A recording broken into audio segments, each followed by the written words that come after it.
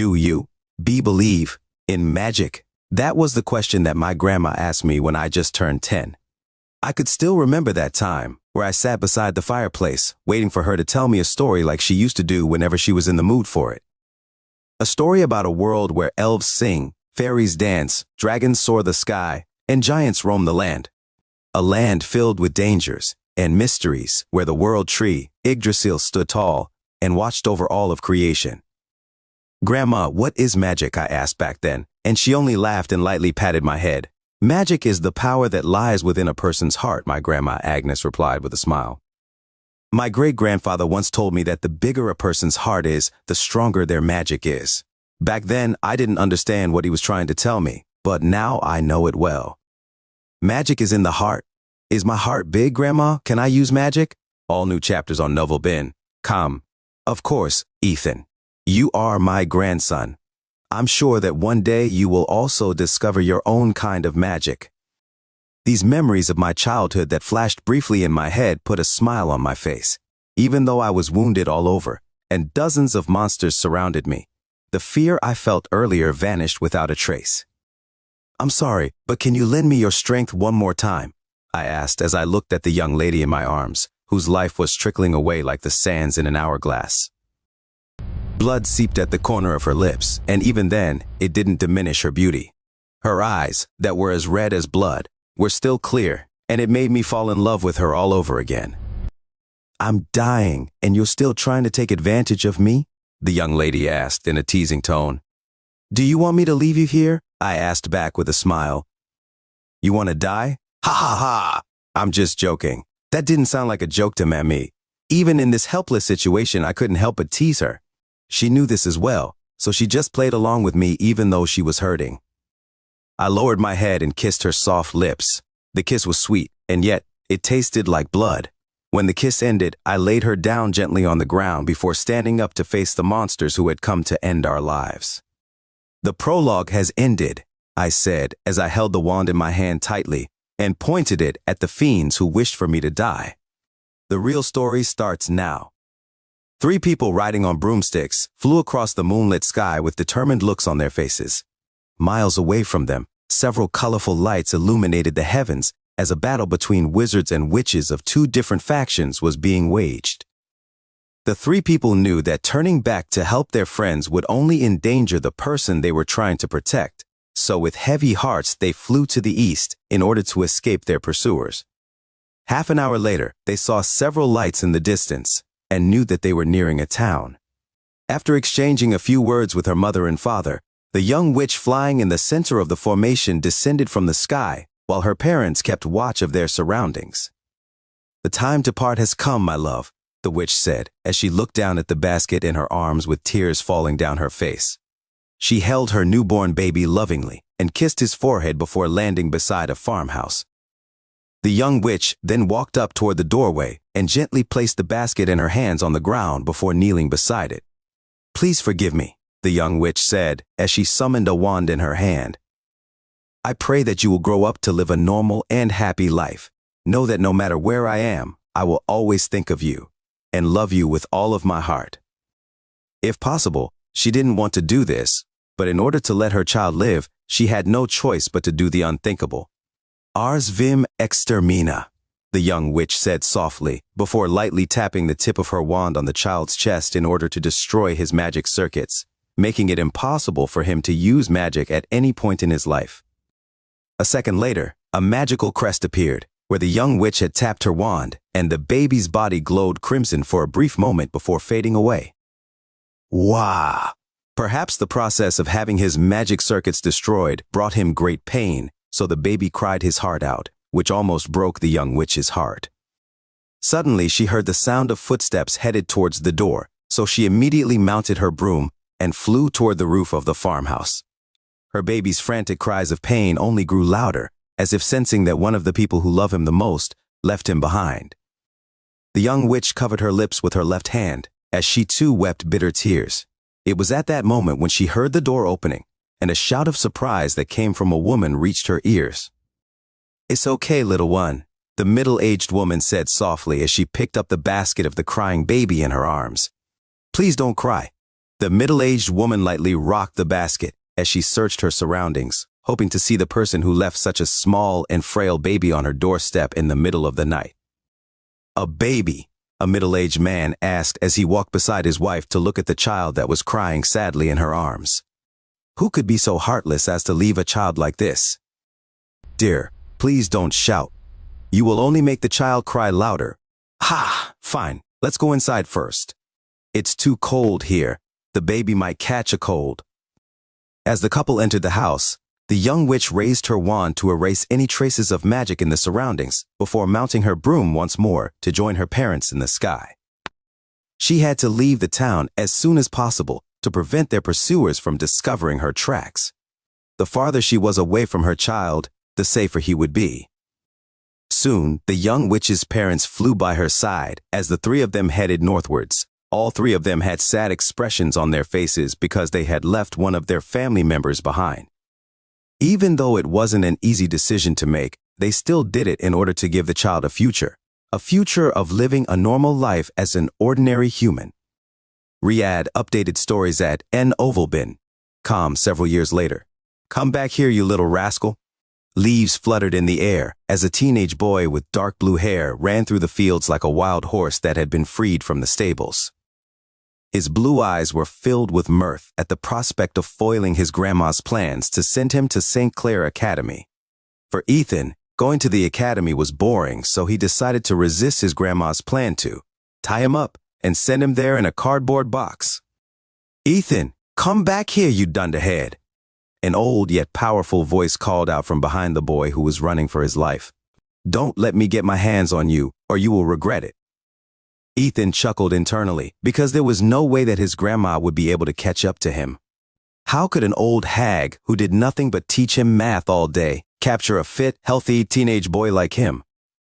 Out of curiosity, the smug-faced teenager turned his head to look behind him to check if his grandma was still in hot pursuit. Although he disliked the prospect of going to St. Clair Academy, he was worried that his grandma would trip and fall on the ground while running after him. As he turned his head, the first thing he saw was a flying sandal that was only a few inches away from his head. A cry of pain reverberated in the surroundings as the sandal hit its designated target in the forehead, making the teenage boy lose his balance and fall on the ground. "You silly boy, you dare to run away from me?" Ethan's grandma, Agnes, walked up to the teenager with bloodshot eyes. "You have two choices. The first one is to go to the academy obediently. The second is to go there butt naked with your hands and feet tied. There is no third choice, so you'd better choose wisely." The teenage boy propped himself up on the ground and massaged his forehead, where a red bump had started to form. "Grandma, how many times must I tell you that I don't want to go to school?" Ethan asked back, with a face filled with injustice.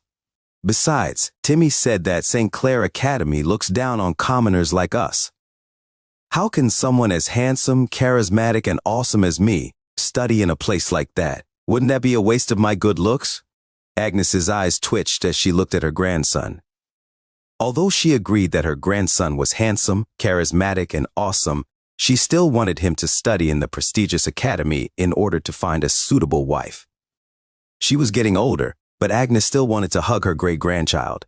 For that to happen, she needed to bring Ethan to the academy in the hopes that he would be able to nab an heiress and live a happy and comfortable life.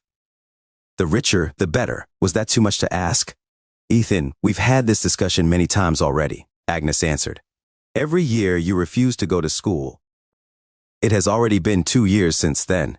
Do you really want to grow up as a good-for-nothing and play with your silly games all day?" "Yes," Ethan replied in a heartbeat. "You little piece of shit," Agnes roared in anger. Agnes was usually a very calm old lady, but when it came to her grandson, her temper was always short. Out of anger, she reached under her skirt and pulled out a spiked club that was over 2 meters long. Ethan shuddered when he saw his grandma pull out a 2-meter-long spiked club out of that place. His first reaction was to say, "Ew," but he knew that now was not the time to do that. The spiked club posed a real threat to him, and if that hit his face, what would happen to his good looks? Although he found his grandma's actions unladylike, the threat of getting hit by something that long, hard, and spiky made his liver itch. "Grandma, I realized just now that as a respectable young man who had just turned 17 a month ago, I should properly study at a learning institution, Ethan said in a righteous voice, as if he was a fearless warrior that was about to fight an army that numbered in the thousands. It is my duty as a citizen of the realm to study and ensure that our country will prosper for many years to come. Agnes, who was about to swat her grandson silly with the spiked club, was flabbergasted by his eloquent speech. For a brief moment, she thought that using the spiked club to discipline him was overkill. However, that thought only lasted for a brief moment.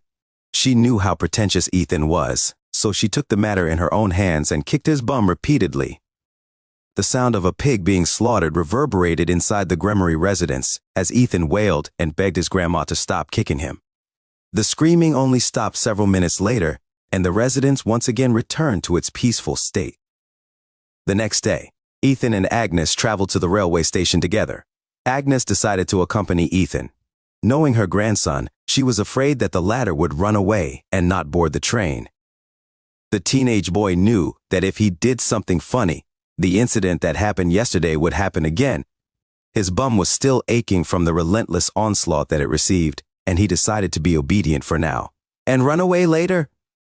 Ha, Grandma, do you really think that you will have your way? Ethan laughed internally. The moment I get into that academy, I will definitely take the return train back. Ha ha ha! Just you wait for my triumphant return. Agnes was not aware of Ethan's stupid plan and just dragged him to the platform. If she knew what her good-for-nothing grandson was planning, she would definitely tie him to the train to ensure that he learned a lesson he wouldn't forget. Go, make sure to call me once you arrive at the academy, Agnes said as she patted Ethan's head. I know that you disagree with me, but that is understandable. Ethan, the world is big, far bigger than you can ever imagine. For you to stay cooped up on the farm is a waste of your good looks.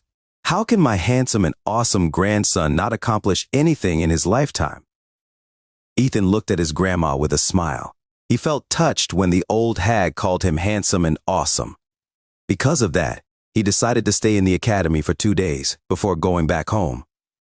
Here is your ticket, Agnes said as she handed a red envelope to him. Just ask one of the conductors for directions if you are unsure about what train to ride. Okay, thank you, Grandma, Ethan replied and kissed Agnes's right cheek.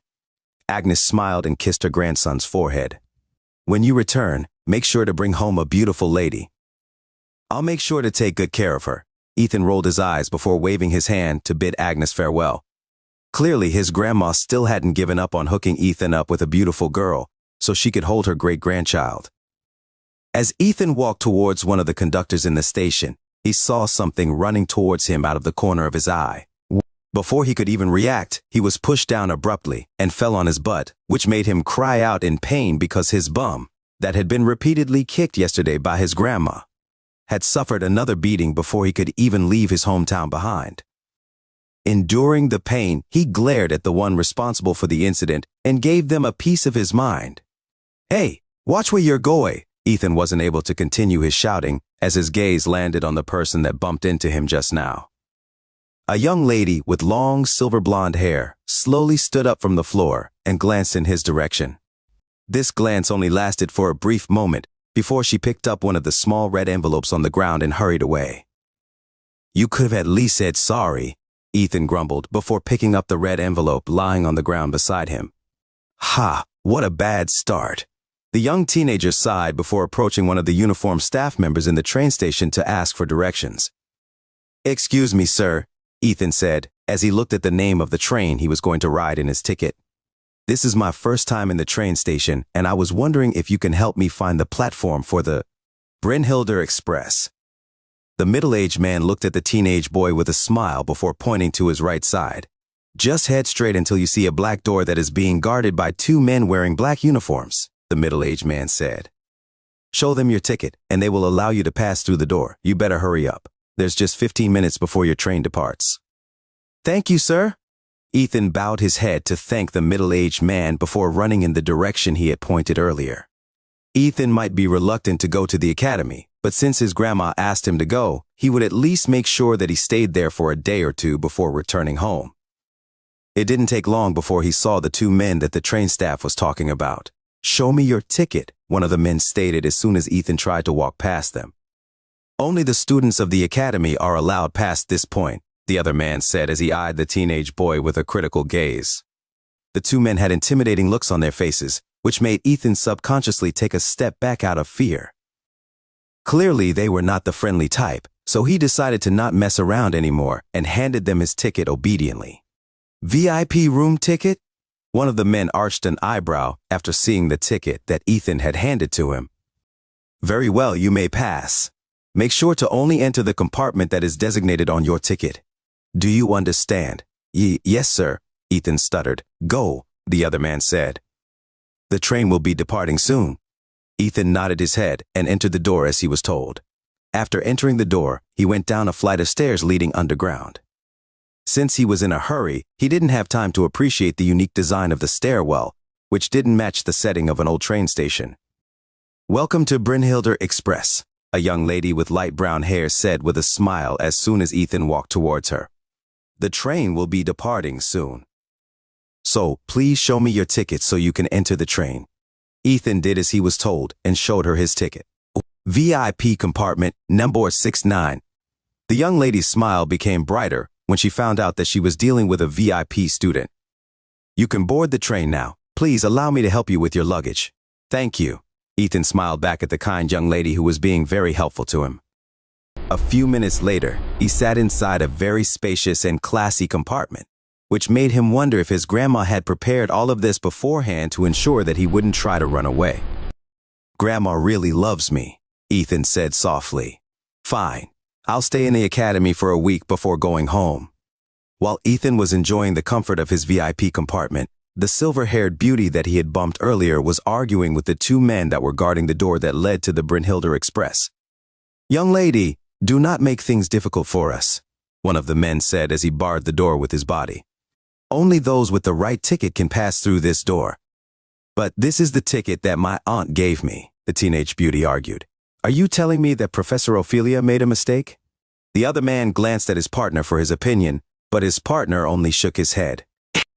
Sorry, young miss, but rules are rules, one of the men said. It will be best if you just before the men could tell the young lady to go home, a middle-aged lady called out to her from behind. Alice, why are you still here? Aunt, you're finally here. They won't let me ride the train. Professor Ophelia. One of the professors of Brynhildur Academy frowned before looking at the two men that were preventing her niece from boarding her train. Gentlemen, is there some kind of problem? Professor Ophelia asked. One of the men gave an awkward smile before bowing respectfully to the professor. Professor, did you perhaps make a mistake when you gave your niece the ticket? The man asked.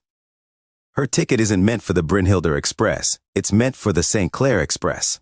Excuse me? Professor Ophelia asked back before taking the ticket from her niece to take a better look at it.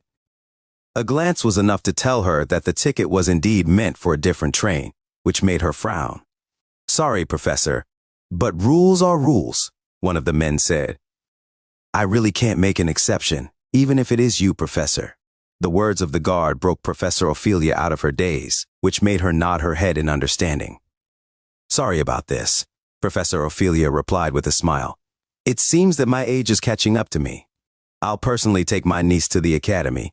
Alice, let's go. Professor Ophelia held her niece's hand and walked away from the two men at a brisk pace. She might be getting old, but she was certain that she gave Alice the VIP ticket that would allow her to have a comfortable journey to the academy. When they were out of anyone's sight, the professor summoned a wand out of thin air and waved it around them, creating a dome of invisibility, preventing anyone from seeing or hearing the things that they were about to discuss. What happened? Professor Ophelia asked. Tell me how you suddenly got the wrong ticket. Alice, who had kept her silence since she was taken away by her aunt, raised her head to answer her question. A while later, Professor Ophelia's face became pale when she heard her niece's explanation. It was also at that moment when the faint whistle of a departing train was heard, making her face become paler. We have to hurry, Professor Ophelia said, as she grabbed Alice's hand in order to leave the train station. We must get to the academy before the ordinarius is screened by the scrying crystal. Professor Ophelia knew that if the gatekeeper were to discover that a normal teenage boy had managed to infiltrate the Wizard Academy, that teenager would definitely suffer a fate that was worse than death. This compartment sure is nice, Ethan muttered. It almost makes me feel a little bad about ditching the academy. Naturally, the word almost was there, which meant that Ethan would certainly leave the academy after a few days.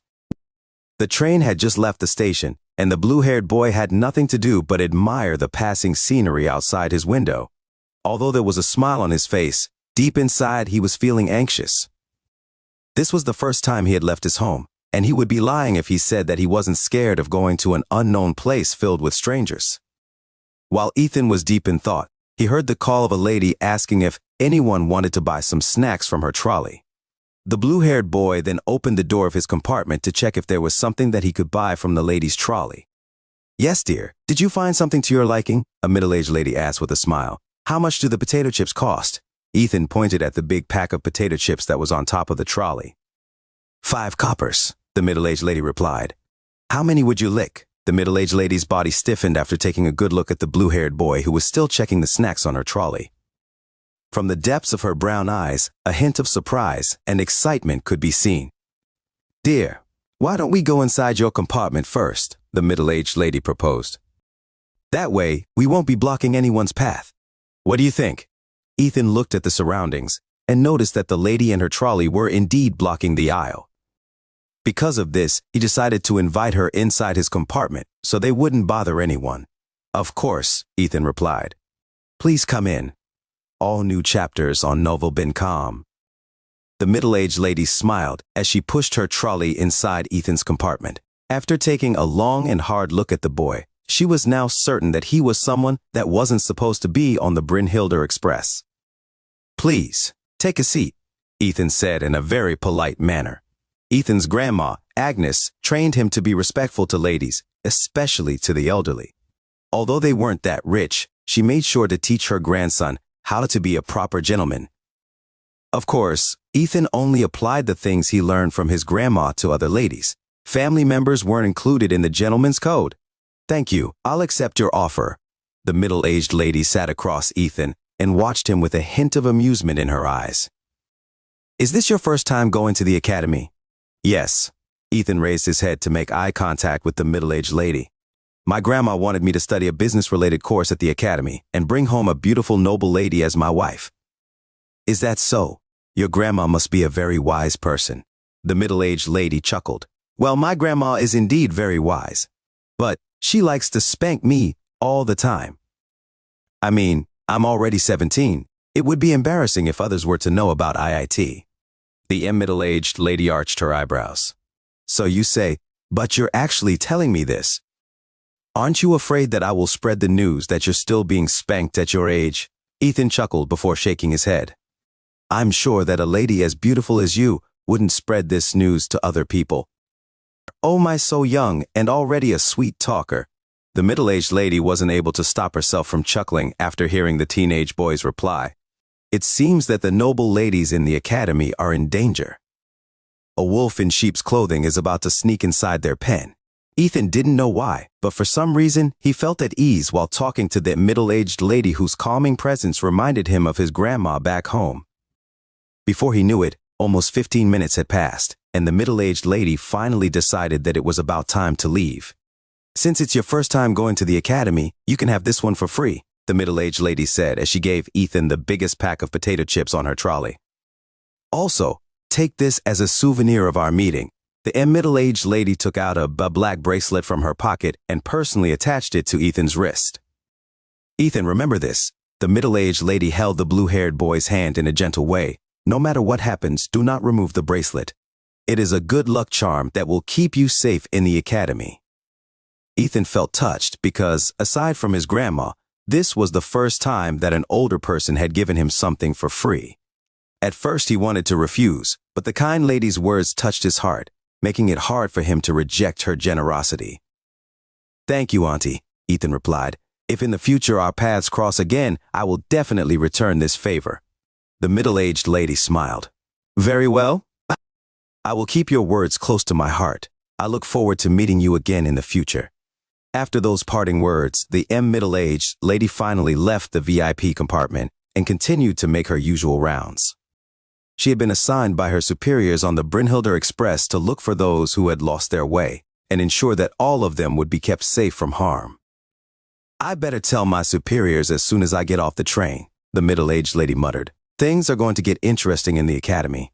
Ethan, who wasn't aware of the lady's other motives, was in a good mood because he got some free snacks, as well as a souvenir for free.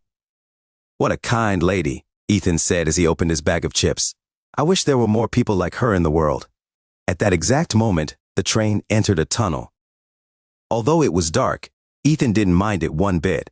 He just ate one potato chip after another until the train finally left the tunnel. It was at that moment when the blue-haired boy's eyes widened in shock because the scenery he saw outside of the window looked surreal. Floating islands with flowing waterfalls appeared in his vision. It was the first time he had seen something so beautiful, and it made him wonder if he had fallen asleep when the train entered the tunnel. Suddenly, he heard a loud roar which made him shift his gaze to his left side.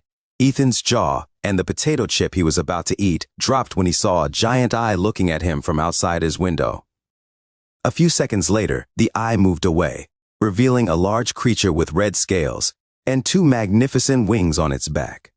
The blue-haired boy had seen something similar in the fairy tale picture book that his grandma had given him while he was still young.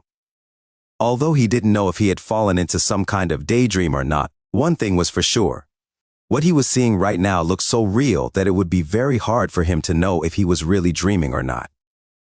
With another loud and mighty roar, the dragon flapped its wings and flew westwards, leaving the Brynhilder Express and the shocked teenager behind. Okay, Ethan, calm down, Ethan said as he lightly patted his chest. First, let's see if I am dreaming or not. The teenage boy pinched his arm so hard that he almost cried out in pain. It was then when he confirmed that he wasn't dreaming. There must be some logical explanation for all of this, Ethan muttered as he picked up the bag of chips that had fallen on the carpeted floor.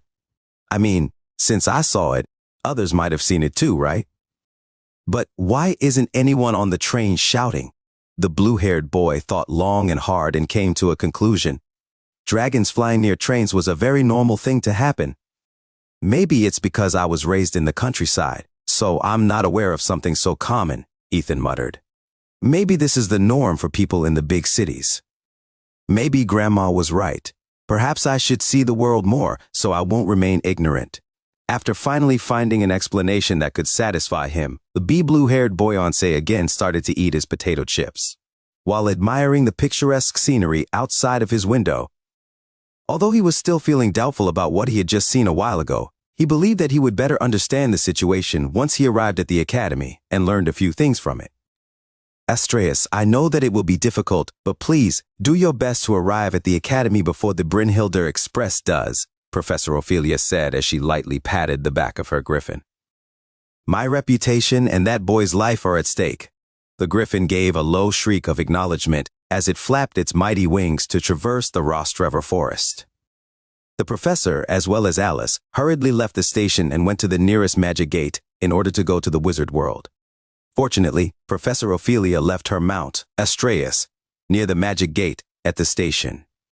This gave them the means to immediately pursue the Brynhilder Express, which would arrive at the Brynhilder station in less than 2 hours. And will we be able to catch up to it? Alice asked as she held onto the professor's waist. Truth be told, she didn't really care if they caught up to the train or not. For her, what happened in the station was the blue-haired boy's fault. If he hadn't blocked her path, she wouldn't have bumped into him, and they wouldn't find themselves in the current mess they were in. You should pray that we do, Alice, Professor Ophelia said anxiously. If not, your father will be very displeased. The beautiful young lady, who didn't think that what happened earlier was that big of a deal, immediately shuddered after hearing her aunt's reply.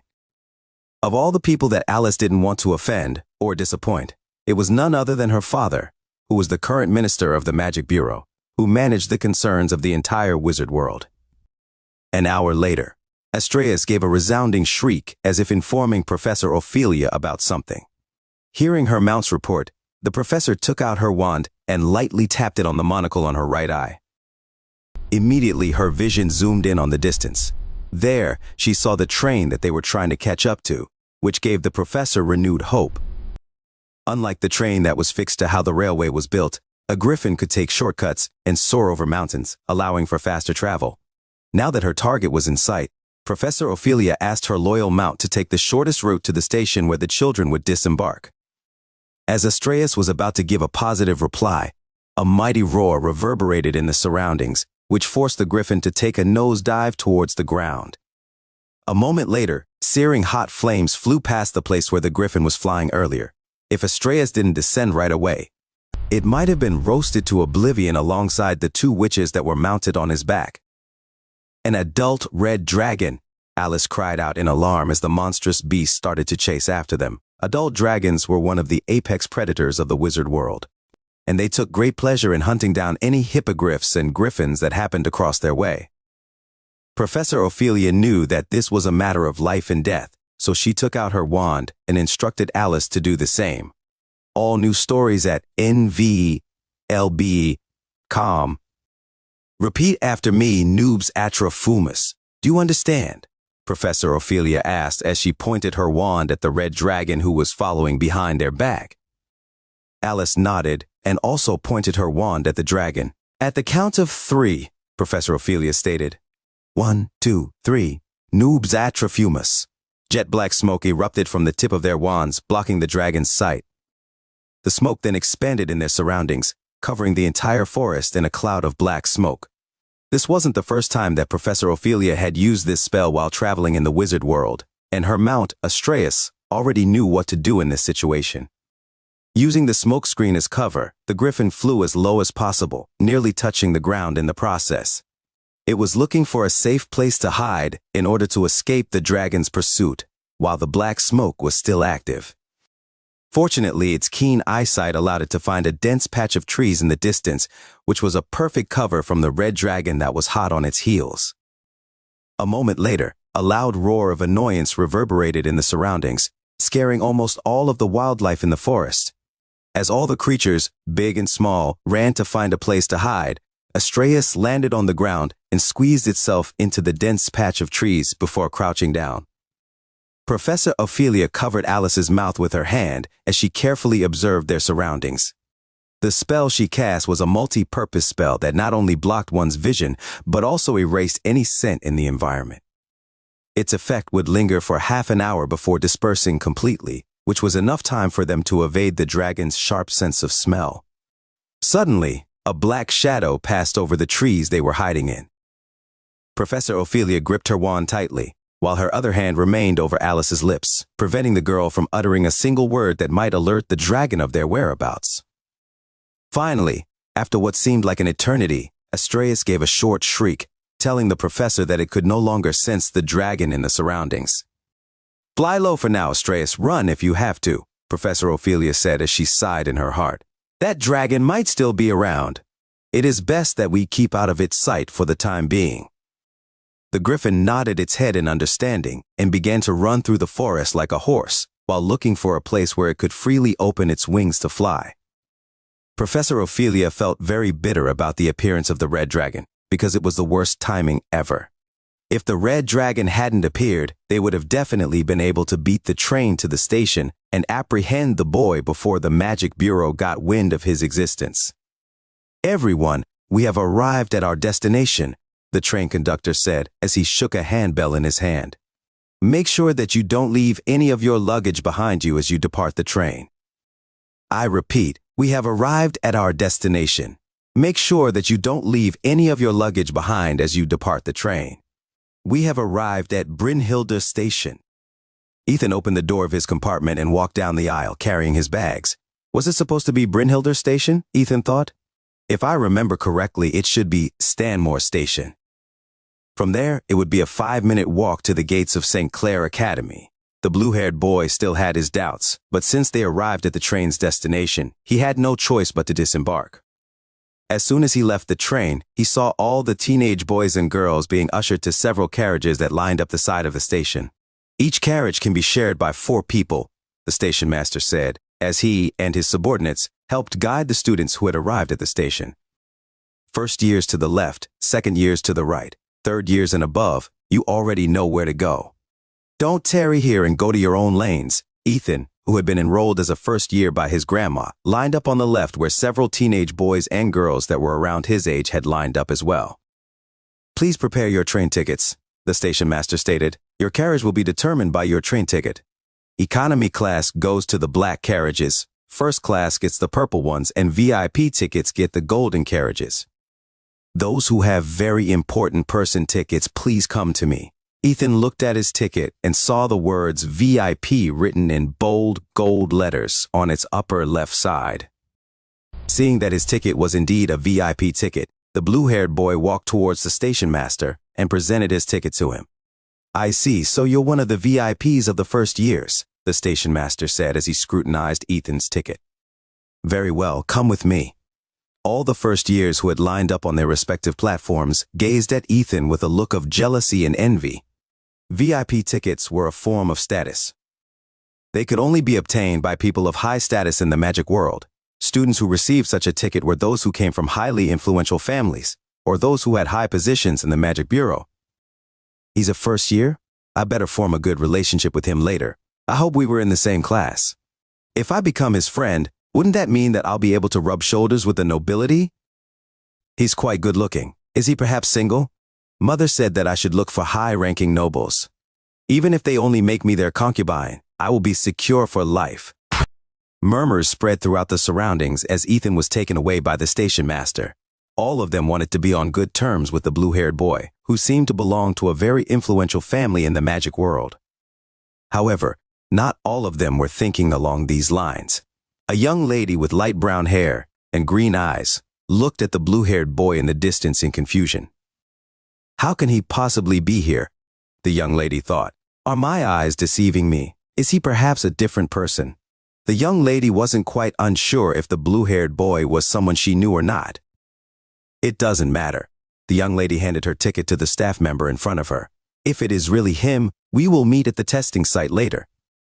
Grandma, you are the best, Ethan muttered, as he sat on a very comfortable couch inside the golden carriage that was assigned to him. Man, I almost feel sorry about my plan to leave the academy after a few days. While the young man was feeling a bit guilty about what he planned to do after arriving at the academy, his carriage started to move. Ethan looked at the passing scenery, but the only thing he could see were trees on both sides of the carriage. Several other carriages were traveling down the road as well, but all of them were on the right side of the road. The golden carriage traveled on the left, free from any kind of obstruction. A few minutes later, the carriage arrived at its destination, and Ethan disembarked while admiring the academy in front of him. It's bigger than I thought, Ethan muttered, as he looked at the learning institution that he would spend some time in. Before the blue-haired boy could even wonder what to do next, a man wearing gray robes walked out of the gates and greeted him with a smile. You must be Professor Ophelia's prized disciple, the gray-robed man said with a smile. Come, we should head to the Plaza of Beginnings where the other first years will gather shortly. There, the appraisal stone will measure your magical power and assign which manor you will be staying in. Please, come this way. Up-to-dated from Novia Bind, Siam. Ethan nodded and followed the kind man whom he initially thought to be his tour guide. As they walked together, the gray-robed man introduced himself as Nigel Brand, a professor that taught the study of magical creatures class. Ethan had no idea what kind of subject the study of magical creatures was, so he decided to not talk about this subject and instead ask Professor Nigel questions about Brynhilder Academy. The professor thought that this was his opportunity to form a good relationship with a handsome teenager, so he made sure to answer all of Ethan's questions with as many details as possible. The more Ethan asked, the more confused he became. Njal told him that the Brynhilder Academy was built after the heroes defeated the Demon Lord, who once threatened the magical world. It was founded by none other than Fortis Dud, who believed that everyone had the right to study magic, even those who were born with very little magical power. Within the academy grounds, 5 manors were built, and each of them carried the will and belief of each of the 5 heroes that fought for the peace of the world. Agmunda Schwartz, Schwartz Manor; Sven Terra, Terra Manor; Magni Jaeger, Jaeger Manor; Eilifer Ekis, Ekis Manor; Fortis Dud, Dud Manor. Schwartz Manor was the place where wizards and witches who specialized in black magic conducted their magical experiments. Terra Manor was the place where wizards and witches who specialized in growing things, like plants, flowers, or any magic associated with nature, gathered. Jaeger Manor was the place where wizards and witches who had the ability to transform, tame, and command magical beasts were nurtured. Ika's Manor was the manor that specialized in combat wizards and witches. These students not only used wands, but other magical weapons and artifacts as well. Several of their graduates often become part of the magical knights in their respective territories, as well as the magistratus who help the magical bureau enforce the laws of the magical world to its denizens. Last but not least was the dud manor. This manor was often coined as the dropout manor because those with very little to almost non-existent magic power were sent there to train.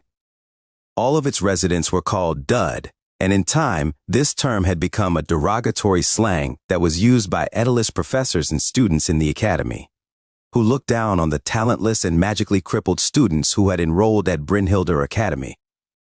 "We're here, Ethan," Professor Njal said as they arrived at the plaza inside the academy, where several adults, wearing gray robes standing on an elevated platform, gathered. "This is the Plaza of Beginnings.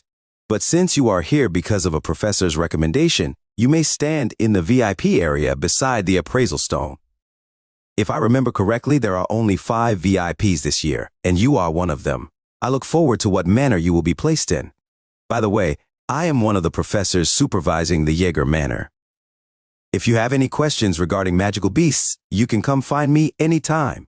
The professor chuckled as he led Ethan to the VIP area, before standing beside his colleagues on the elevated platform to welcome the new students of Brynhildr Academy. Several of the professors eyed the blue-haired boy with curiosity. As a first year, being able to stand in the VIP area meant that Ethan was one of the geniuses of the young generation. "Njal, is that the student that Professor Ophelia vouched for this year?"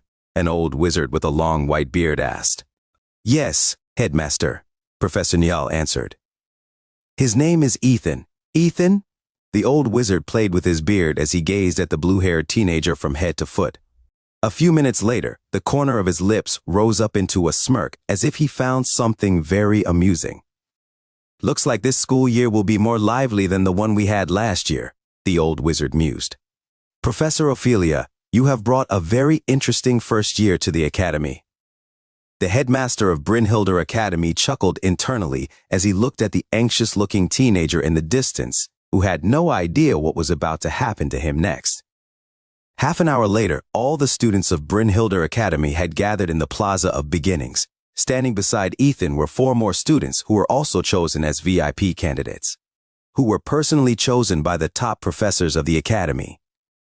2 of them were boys, and 2 were girls. All of them seemed to be around 16 to 17 years of age, and all 4 of them were looking at Ethan as if trying to discern his identity. "Do you know him?" a cute-looking young lady with curly blonde hair asked the beautiful lady beside her. "I haven't seen him at any of the wizard gatherings." "No," the beautiful lady with pink hair replied. "Maybe he's one of those reclusive wizards that trains in the mountains." "I see. That explains why he didn't look familiar. But I got to say, he's quite the looker." "Yes, he is." Ethan, who wasn't aware that the 2 ladies were gossiping about him, was feeling butterflies in his stomach. The last thing he wanted to do was to stand out because he planned to leave the academy after a few days. If people were paying close attention to him, wouldn't that mean that he might get in trouble if he were to leave the academy without permission? Just as the blue-haired teenager was wishing that he was back home at the farm, the headmaster of Brynhildr Academy, Reinhardt Ekes, pointed his wand at his neck before clearing his throat. This sound was magnified several times, catching everyone's attention. Everyone stopped looking at the blue-haired boy and focused their attention on the headmaster of the academy, who was about to give his opening remarks. "The time has come once again for another school year to begin," Professor Reinhardt said with a smile. "Brynhildr Academy has been around for nearly 500 years and has witnessed the growth of many young wizards and witches since it was founded. I don't want to bore all of you with a lengthy speech, so I'll make it short. I welcome all of you, especially the returning students of Brynhildr Academy. May all of you have another wonderful year of learning, and may you grow to become responsible wizards and witches that will make this academy proud." Cheers rose up from the students standing in the Plaza of Beginnings as they gave their headmaster a thunderous applause. Professor Reinhardt smiled before raising his arms to continue his speech. "Joining us today are the first years, who will start their magical education within the academy's walls," Professor Reinhardt stated.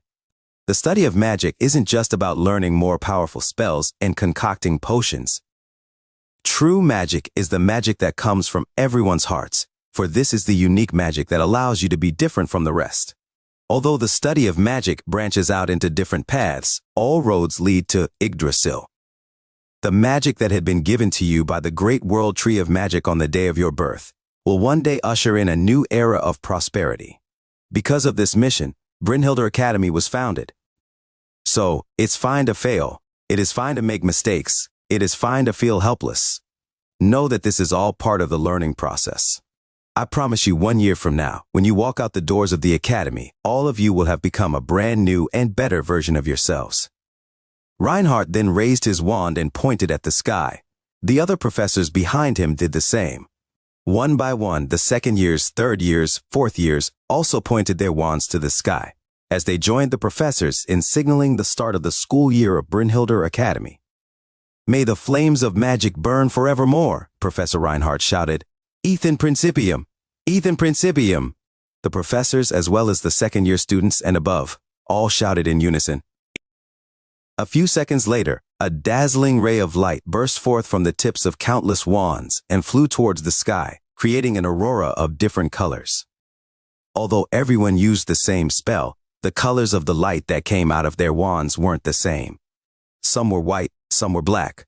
Others were golden, red, orange, yellow, green, blue, indigo, violet. However, even these colors had different shades. Some were lighter, and some were darker than most. There were even combinations of other colors, forming unique colors like pink, maroon, teal, yellow-green, and the countless other colors that made up the colors of the world. Ethan's mouth gaped open as he looked at this amazing sight that he never thought was possible. Magic? Ethan thought as his eyes widened in shock. This is magic. When he was still on the farm, he spent most of his days tending the animals. Whenever he wasn't busy, he would often read the fairy tale books that his grandpa had collected over the years.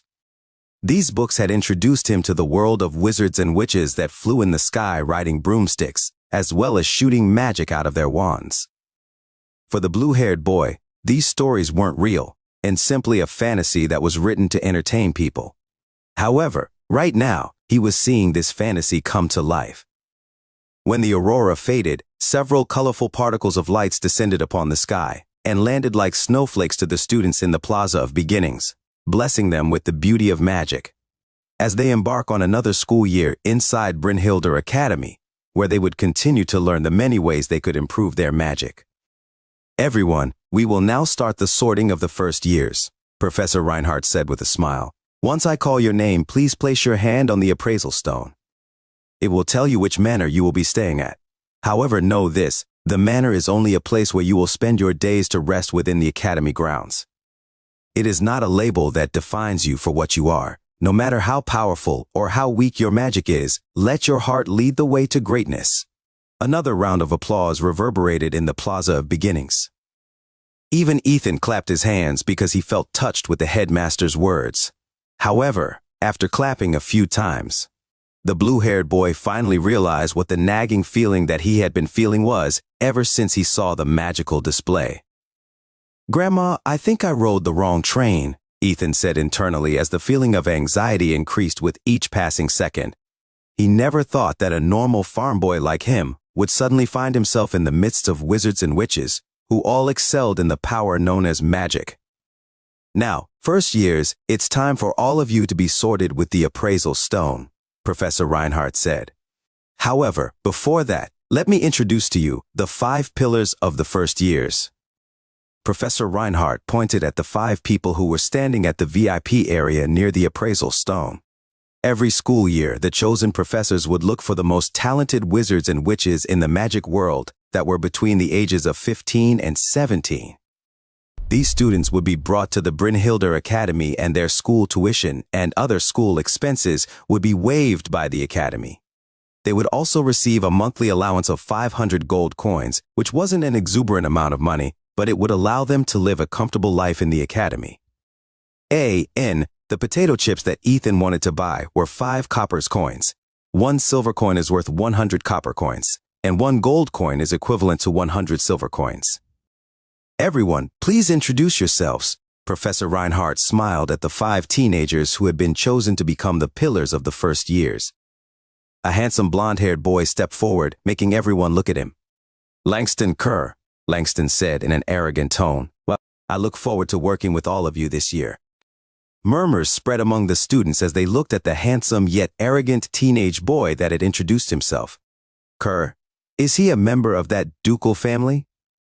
I knew that he wasn't simple, so he has that kind of background. Lucky him, good looks, and born as the son of a high-ranking noble. Such a deadly combination. While everyone was talking about Langston, a beautiful lady with long pink hair also stepped forward to introduce herself. Nicole Asta, Nicole said with a smile. It's a pleasure to make everyone's acquaintance. So, her name is Nicole. What a beautiful lady. I think I'm in love. Dude, you fall in love with every beautiful girl you see. This is the 99th time you've said you're in love. Gathering her courage, the cute girl with curly blonde hair also stepped forward and faced everyone with an energetic smile. My name is Lily Langley, Lily stated as she waved at the crowd. Everyone, please look after me in the academy. Oh, how cute. She looks energetic as well. An angel has descended. I think I'm in love. Dude, there you go again. Can you stop? The fourth member of the 5 pillars was a boy with dark brown hair. He gave the noisy first years a look of annoyance before adjusting the glasses on his face with his middle finger. Kurt Hale, Kurt said simply before crossing his arms over his chest. Well, he doesn't look bad, but he looks scary. He's okay, I guess. For some reason, I want to punch his face. Same, bro, same. After the 4 pillars introduced themselves, all gazes landed on the handsome blue-haired boy who had a look of resignation on his face. Knowing that he could no longer do anything, Ethan also stepped forward and introduced himself in front of everyone. Ethan Gremory, Ethan stated. I just turned 17 a month ago. He's so good looking. He just turned 17? I wonder if he has a girlfriend. Damn, another good-looking guy appeared. How are we singles going to survive this school year? I never heard of the family name Gremory before. Have you? Maybe he came from another continent. Everyone gave Ethan looks of curiosity, which made the butterflies in his stomach churn once more.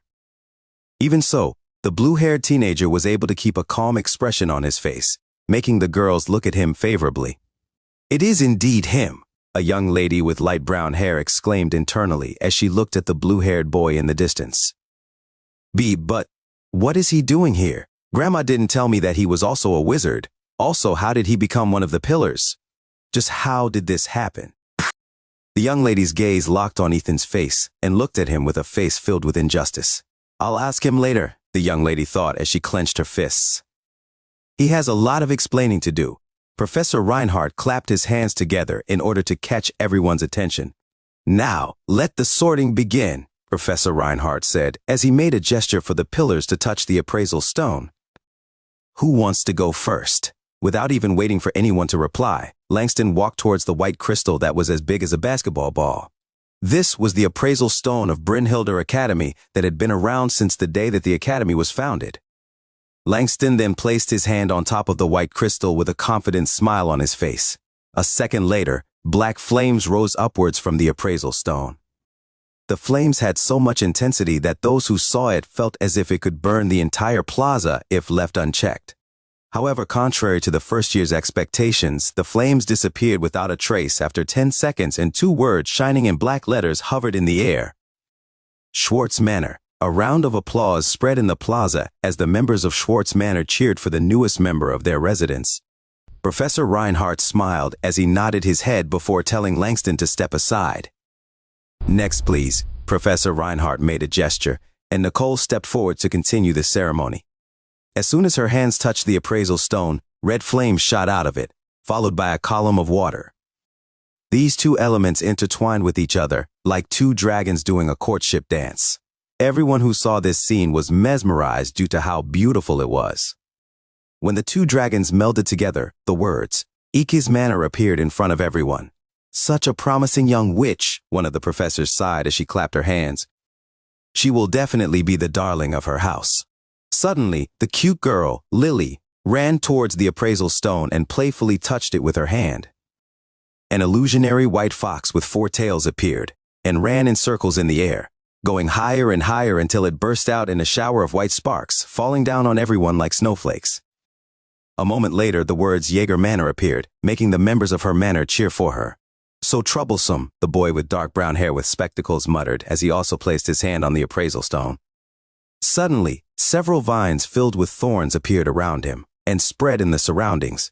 They were like venomous snakes that were out to bite anyone that drew near them. The vines even reached the place where the first years were, which made several of them cry out in alarm. However, before the vines could even touch any of them, they all turned into green light that merged together, forming the words, Terra Manor. "It's your turn, Ethan," Professor Reinhardt said kindly, as he urged the blue-haired teenager to touch the appraisal stone. "Oh, okay," Ethan stuttered as he walked rigidly like a robot towards the appraisal stone, which made several girls giggle as they looked at the handsome teenager who was walking in a weird manner. Ethan stood in front of the appraisal stone and took a deep breath. Here goes nothing, Ethan thought as he raised his hand. He no longer cared about anything and had thrown caution into the wind. Just as the boy was about to touch the appraisal stone, a loud shriek spread in the surroundings. "Stop!" Professor Ophelia shouted as her griffin descended from the sky. Due to the commotion, Ethan turned around to look at the person who shouted at him. However, the moment he did that, his gaze landed on the beautiful silver-haired girl, who looked surprisingly familiar to him. "It's you!" Ethan almost shouted, as he pointed her finger at the girl whom he had bumped into him in the station. The silver-haired lady held his gaze, and a faint trace of anger appeared on her beautiful face. Clearly, she wasn't happy about her near-death encounter that had happened a few hours ago. Right now, Alice wanted nothing more than to slap the blue-haired boy's face and make him apologize for taking her place. "It's you!" Ethan shouted as he pointed at the silver-haired young lady that was mounted on top of a creature, who was half eagle, half lion. "Ah, Professor Ophelia, perfect timing," Professor Njal said with a smile. "The candidate you chose is about to get sorted. You must be looking forward to it, right?" Professor Ophelia's body stiffened after hearing Professor Njal's reply. She had done her best to arrive at the academy as soon as she could, and the moment she arrived at the plaza, the blue-haired boy, who had accidentally picked up her niece's train ticket, was about to place his palm on the appraisal stone. At that time, the only thought in her mind was to stop the boy at all costs, so she subconsciously shouted with all of her might. Now that she succeeded in stopping the sorting ceremony, the next thing that appeared in her head was the question. "What now?" "I'm sorry for barging in on this special occasion in such a manner," Professor Ophelia said as soon as she regained her composure. "But there is a very important matter that I need to address with that boy." "Young man, come with me, please." Ethan sighed in his heart because someone had come to his rescue. However, before he could even take a step to head in Professor Ophelia's direction, an old yet firm hand rested on his shoulders, preventing him from taking a single step. "Professor Ophelia, that can wait until Ethan finishes the ceremony," Professor Reinhardt replied. "It is very rude to stop the school's tradition just because you say so." "Headmaster, I am not stopping the tradition. I just want to have a talk with the boy." Ethan, you can talk to him after the ceremony ends. Or, is there something that you're not telling us, Professor? The headmaster of Brynhilder Academy eyed Professor Ophelia with a gaze that made the latter shiver. It was as if she was a small mouse that came face to face with a cat that was about to pounce on her if she uttered another word. Because of this, Professor Ophelia was at a loss on what to do.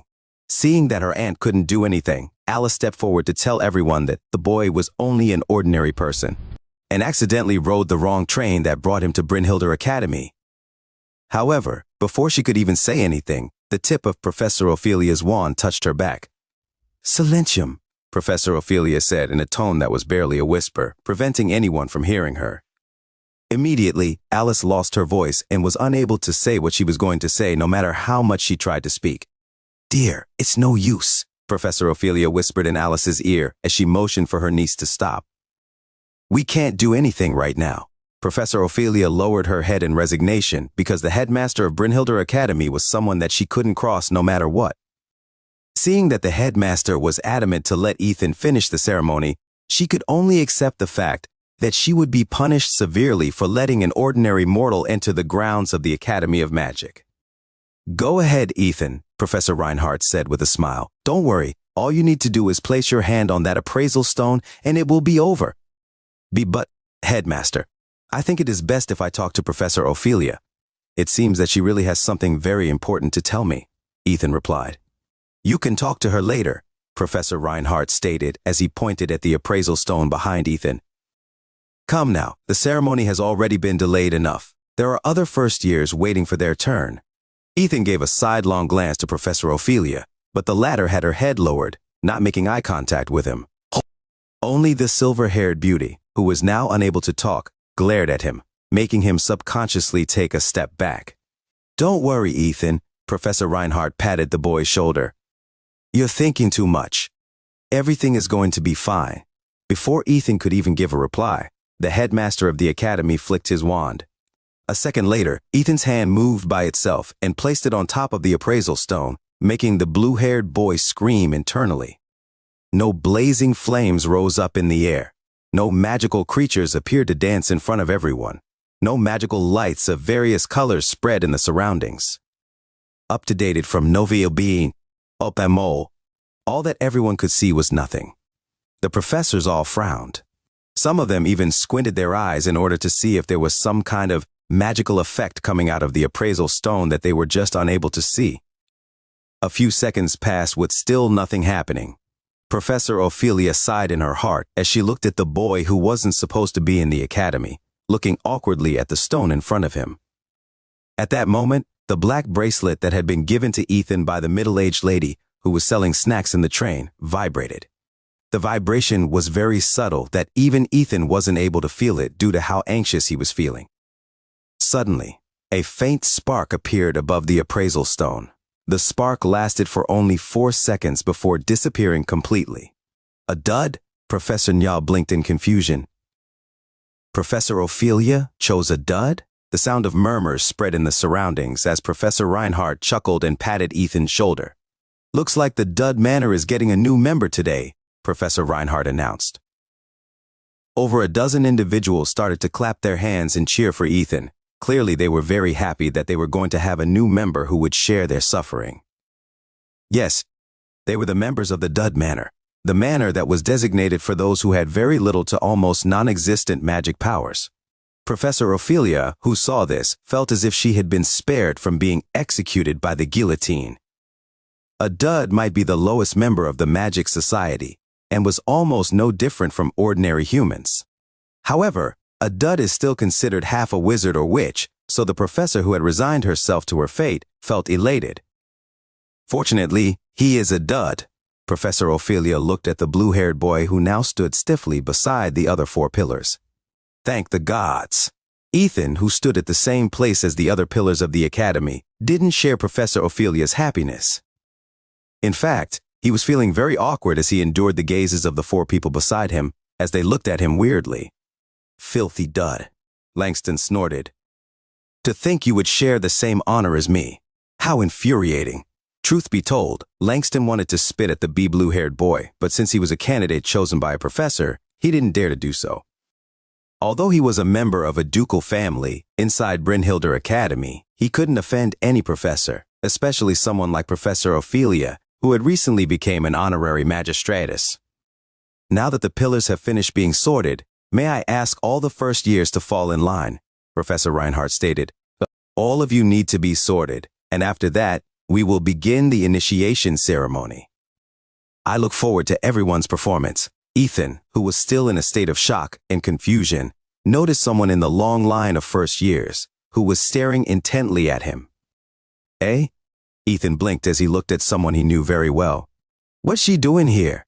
The young lady with light brown hair noticed Ethan's gaze at her and immediately raised her clenched fist, which made the blue-haired boy subconsciously take a step back. He didn't expect that in a magic academy that was several miles away from home, he would meet up with his cousin, who often bullied him whenever she visited their farmhouse during her summer vacations. After the first years finished getting sorted by the appraisal stone, the headmaster of Brynhilder Academy clapped his hands to get everyone's attention. Now, it is time for the yearly tradition of Brynhilder Academy, Professor Reinhardt, with a mischievous smile on his face. Every year, around this time, the new batch of students in the academy will do the initiation ceremony after they have been sorted to their respective manors. This year's challenge was painstakingly prepared by our dark magic professors. I'm sure that all of you will have fun, so without further delay, I wish all the first years good luck in their first challenge. Professor Reinhardt then pointed his wand at the center of the Plaza of Beginnings and said, Inceptos porta aparium. A second later, a giant blue portal appeared, which almost made Ethan jump back in surprise. Before he could even understand what just happened, the 4 teenagers beside him, who were part of the pillars of the first year, ran towards the portal without any hesitation. The other first years did the same, which made Ethan wonder what was going on. You should get going too, Ethan, Professor Reinhardt said kindly. Great rewards will be given to the first 10 people that are able to clear this quest. What is this quest, Headmaster? Ethan inquired. Can I not take it? Professor Reinhardt chuckled after hearing Ethan's words. He then lightly tapped the blue-haired shoulder with his wand with a smile. No, everyone must go, Professor Reinhardt replied. Are you going to go by yourself, or should I help you? The blue-haired boy sighed in his heart before walking towards the portal with a look of anxiety on his face. The students in the plaza looked at him with various expressions, making him feel as if they were all making fun of him.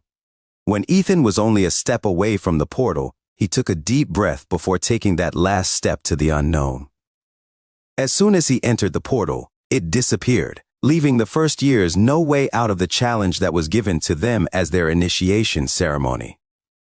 You're the last one to come, a beautiful woman with red hair and wearing gray clothes said as soon as Ethan appeared in front of her. Do you have a wand with you? Or would you prefer to use a magic weapon instead? You will need it in order to clear the exams. Wand? Weapon? Ethan blinked in confusion. What kind of exam are we doing? The beautiful woman smiled as she gave the blue-haired boy a long and hard look. Have you ever been to a dungeon before? The beautiful woman asked. Dungeon? What's that? Ethan asked back. I understand now. The beautiful woman smirked. Well then choose a weapon of your choice first. After that, I will explain how you will pass this test. Make sure to choose wisely because your life depends on it. Ethan didn't like the way the beautiful professor phrased the words, your life depends on it. However, since her words had an effect, the blue-haired boy inspected all the weapons that were available in the room one by one. After seeing everything, he looked back helplessly at the beautiful woman and asked a question. Do you have a pitchfork? Ethan asked. A pitchfork? The beautiful woman arched an eyebrow. Why do you need a pitchfork? I grew up on a farm, and it's the tool I am most familiar with. I see. Well, if that is what you want, then I'll accommodate you. The beautiful professor smiled as she grabbed something from the air. A minute later, she was holding a round metallic ball and handed it to the blue-haired boy, who looked at it in confusion. This is called a molding ball, the beautiful professor explained. It is made from magical cold iron and will transform into any shape that the user desires. This cost me 200 gold coins to make, but I'll lend it to you free of charge. Now, close your eyes and visualize a pitchfork in your head. Ethan obeyed the professor and closed his eyes. The molding ball in his hand felt cold, and yet there was a sense of familiarity in it. A moment later, the metallic ball transformed into an iron pitchfork. Ethan felt the moment the ball transformed, and when he opened his eyes, he was holding a pitchfork in his hands. Amazing, Ethan thought, as he gave the pitchfork a few practice swings as he tested its weight. It has the right length, weight, and balance. It is as if this pitchfork was perfectly made for me. Seeing how amazed the blue-haired boy was, the beautiful professor wasn't able to stop herself from giggling. How innocent, the professor thought. It reminded me of the time when I first discovered magic. The professor wanted to reminisce, but she knew that now wasn't the time. She then began to explain to Ethan what the test was about, and made sure that the teenage boy understood every word of it. So, I just have to find the exit in order to clear this test? Ethan inquired. Yes, the professor replied. Monsters will be spawning randomly inside the dungeon, and you either run from them or fight them. The choice is yours to make. This test also has a deadline. After 2 hours, the test will end and all the students will be kicked out of the dungeon automatically. So, you don't have to worry about not being able to get out if you get lost. Just do your best to survive. Ethan patted his chest after listening to the professor's words. So I just need to wait 2 hours and I'll be kicked out of the dungeon, right? Yes, the professor replied. But You should do your best, young one. There are some amazing prices that we prepared this year. They are much better than that molding ball you are carrying right now. Well then, time for you to go. The clock is ticking. The beautiful professor didn't even wait for Ethan's reply and dragged him towards the only door in the room. Find new stories on Novelben.com. Good luck, I'm rooting for you. Those were the last words that the professor said before she pushed Ethan through the door, making the latter's head almost fall headfirst on the ground. As soon as he regained his balance, the blue-haired boy looked at his surroundings and came across a young lady with light brown hair who was leaning on the wall of the dungeon. Took you long enough. The young lady walked towards Ethan with a huff. She then placed her hands on her waist as her beautiful green eyes locked onto his face, making Ethan take a subconscious step backwards. See, Chloe, fancy meeting you here, Ethan stuttered. Why didn't you tell me that you were a witch? And why didn't you tell me that you were a wizard? Chloe asked back as she took a step forward, which made Ethan take another step backwards. If I knew that you were coming to the academy, I would have gone with you. Ethan kept on taking a step back until he felt the wall of the dungeon pressing against his back. Although he got along very well with Chloe, she was like a wild honey badger when she got angry and would not hesitate to smack anyone, including him when she felt like it. The boys in the village where he lived were all afraid of her because she would smack them silly if they teased her, or Ethan whenever they were together. However, Ethan knew that Chloe was a very kind girl. She just had this bad habit of punching people when she became embarrassed, especially because their friends called her Ethan's summer girlfriend, whenever she visited the farm during her summer break. Wait, Chloe, there is a good explanation for this, Ethan said. Actually, I got here by ACC. As soon as Ethan was going to say that he got there by accident, he suddenly found himself unable to talk. This was similar to what happened to Alice in the Plaza of Beginnings when her aunt used a silencing spell on her. Chloe, who saw that something seemed to be wrong with her cousin, lightly tapped his chest with her wand. A moment later, a faint purple glow shone on Ethan's chest, which made Chloe frown. After thinking for a few seconds, she made a gesture for the blue-haired boy to lower his head, so that she could whisper something to him. Someone used a special silencing spell on you, Chloe whispered. Let's talk about it later. First, we need to find the exit of this dungeon. Although Ethan was still a bit confused, he nodded his head and agreed with Chloe's proposal. The professor earlier said that this dungeon is dangerous, Ethan said before holding Chloe's hand.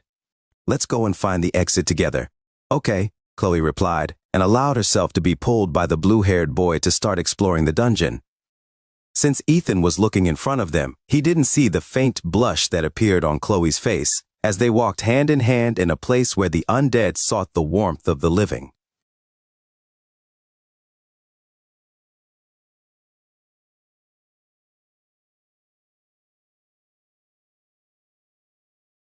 Since when did you know you were a witch? Ethan asked as he walked hand in hand with Chloe inside the dungeon. Since I was 12, Chloe replied. Do you remember that kidnapping incident a few years ago? The one when you and a few of your friends were kidnapped when you were on a field trip? Yes, that one. Chloe stopped walking, which made Ethan look at her with concern. I don't know if I was lucky or unlucky to be involved in that incident, Chloe stated as she recalled what happened in the past.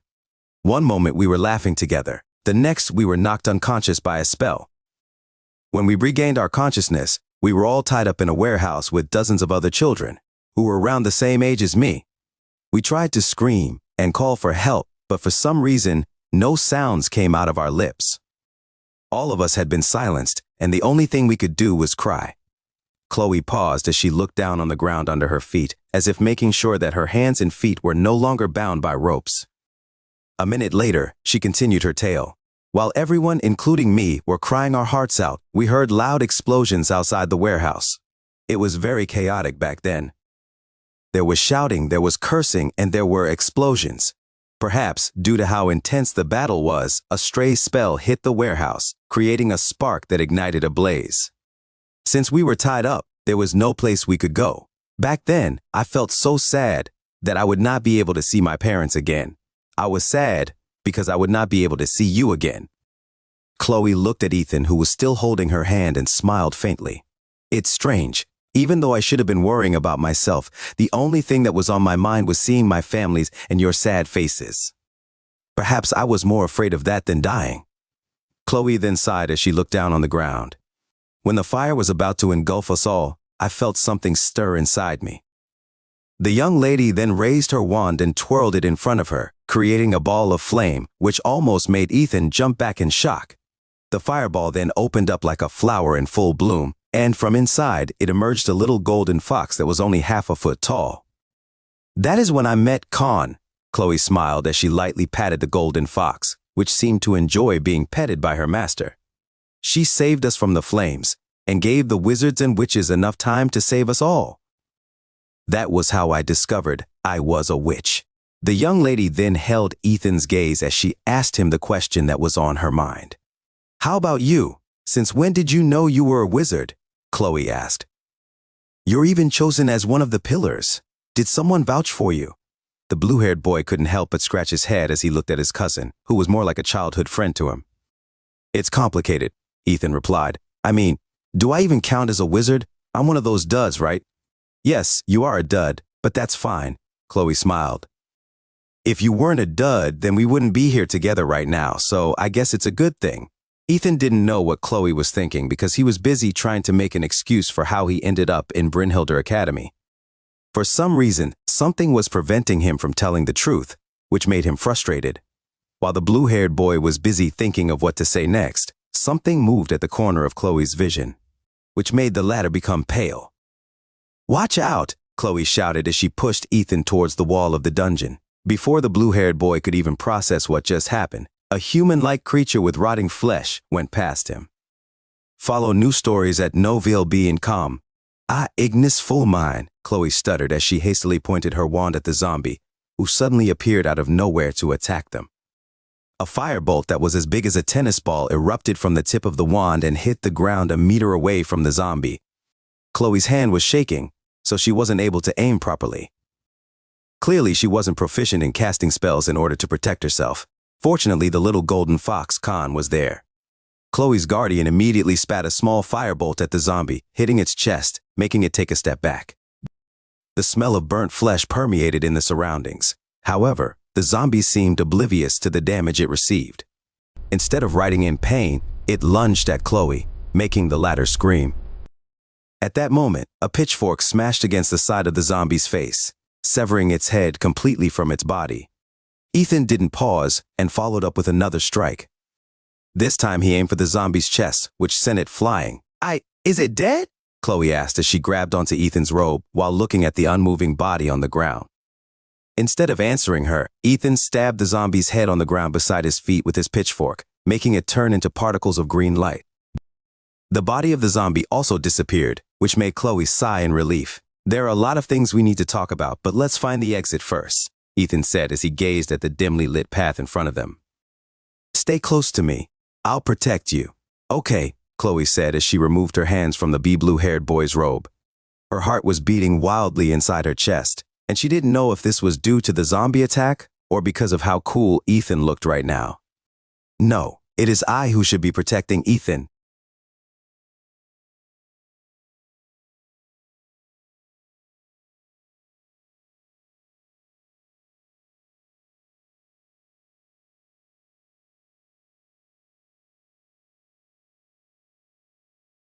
Not the other way around, Chloe thought as she lightly patted her chest in order to regain her composure.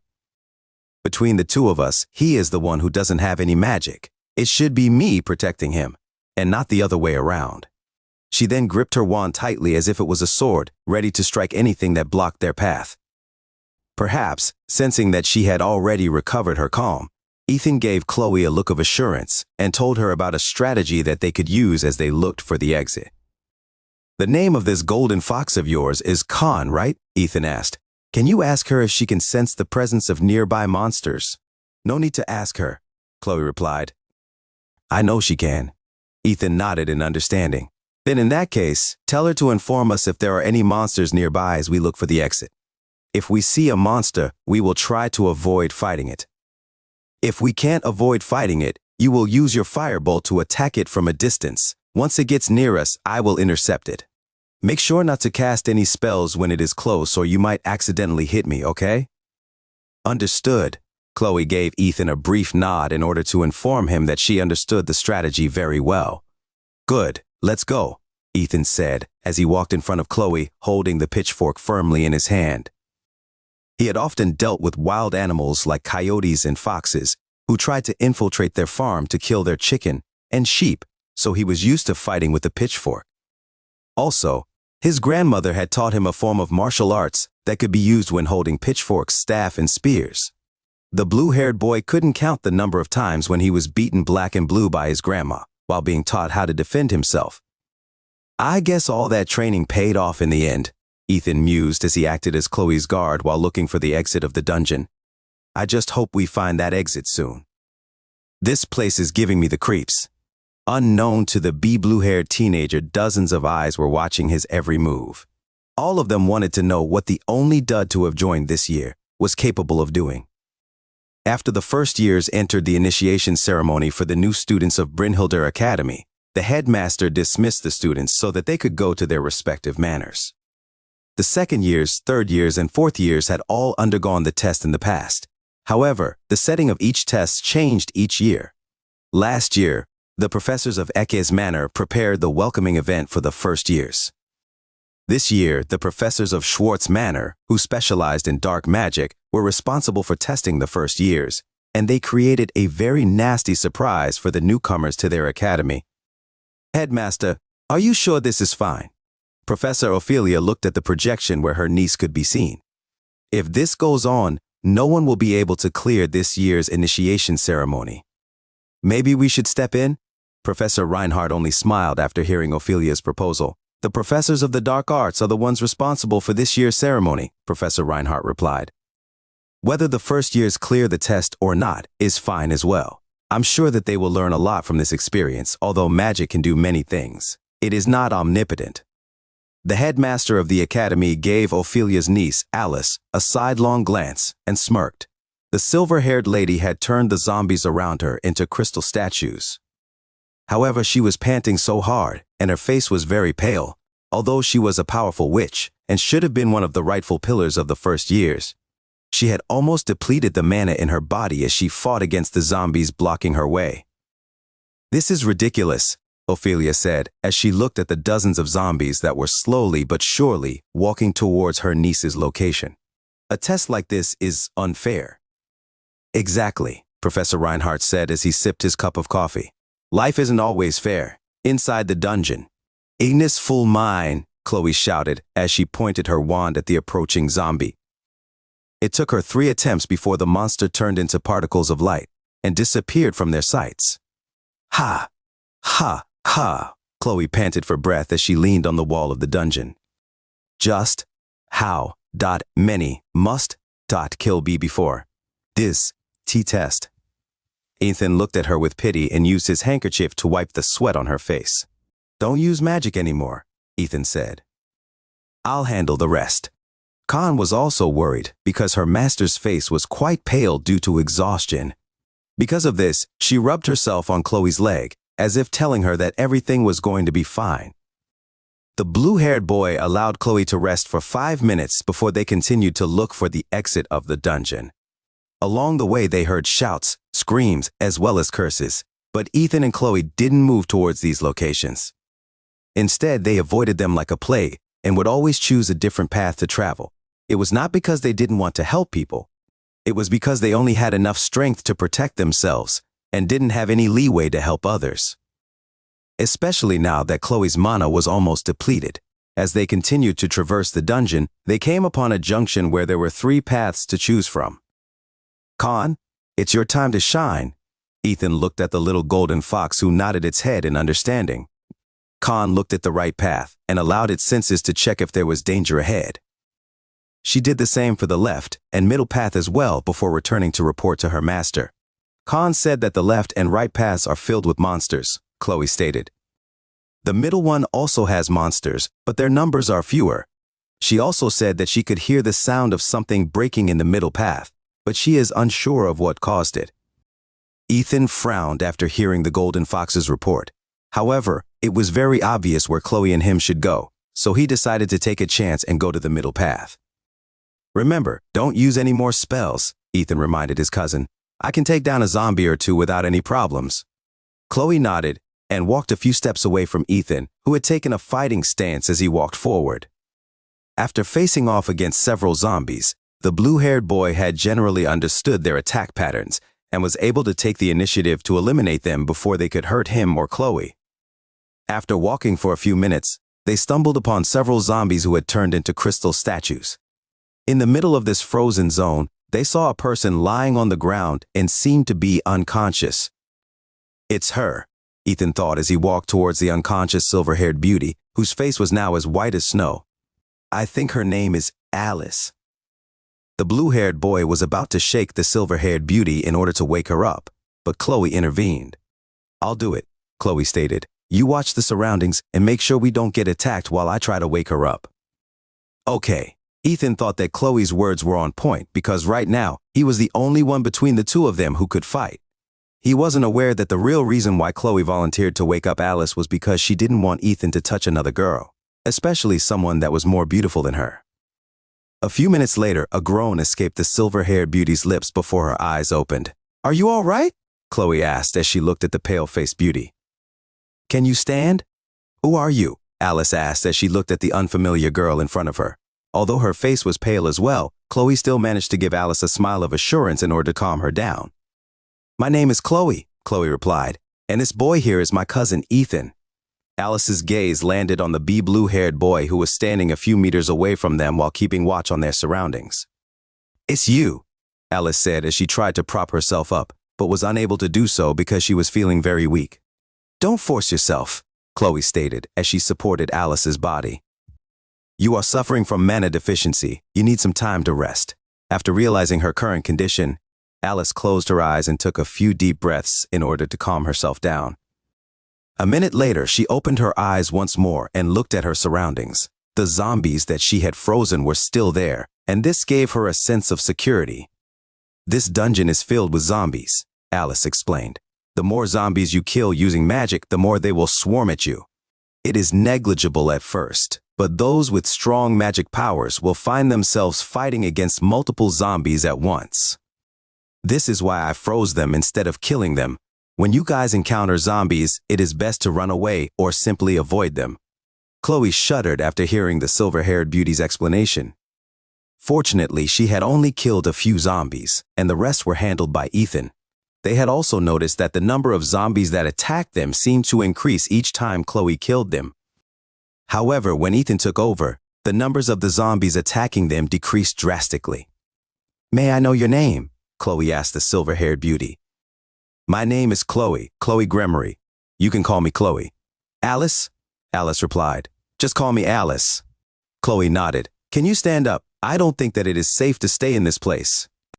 Alice didn't say anything. Instead, she tried to stand up on her own, but seeing that she was unable to do it alone, Chloe offered a hand, which Alice didn't reject. "Lean on me," Chloe said. "Don't worry, my cousin is strong. He can take us to the exit on his own." Alice gave Chloe a faint smile. "Thank you. You can thank us after we find the exit," Chloe replied before shifting her gaze to the blue-haired boy who stood a few meters away from them. "Cousin, the rest is up to you." "I'll do my best, ma'am." Ethan gave Chloe a playful salute, which made the latter smile helplessly. A few minutes later, the three teenagers began to look for the exit, while most of the first years were being eliminated by the zombies whose numbers had increased exponentially. "I think we've outdone ourselves this time," one of the professors of the dark arts smiled as she looked at the 8 remaining people inside the dungeon. "If all goes according to the plan, no one will be able to clear this year's initiation ceremony. We can never be too sure," a professor wearing glasses said as he looked at the projection of the pillars and 3 other people that remained inside the dungeon. "I'm sure that they have all realized by now that the more they've used magic, the more zombies would gather in their direction." "Indeed," another professor commented. "But I'm leaning more on the fact that they no longer have much mana remaining. Looks like even the one-child prodigy who will be coming to our manor later will not be able to survive. Such a shame."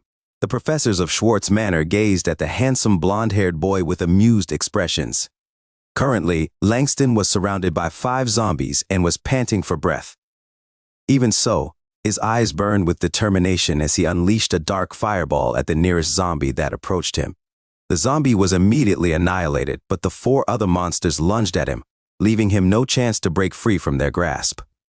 A moment later, one of the zombies bit on the blonde boy's neck, making him scream in pain. His screams echoed within the dungeon, making the surviving students hear his voice. However, just like those who had been eliminated by the zombies, his screams didn't last long and stopped completely. Ethan, Chloe, and Alice, who heard Langston's dying scream, paused for a bit before continuing their journey. There were two ways to survive the dungeon. One was to find the exit, and the other was to survive for 2 hours.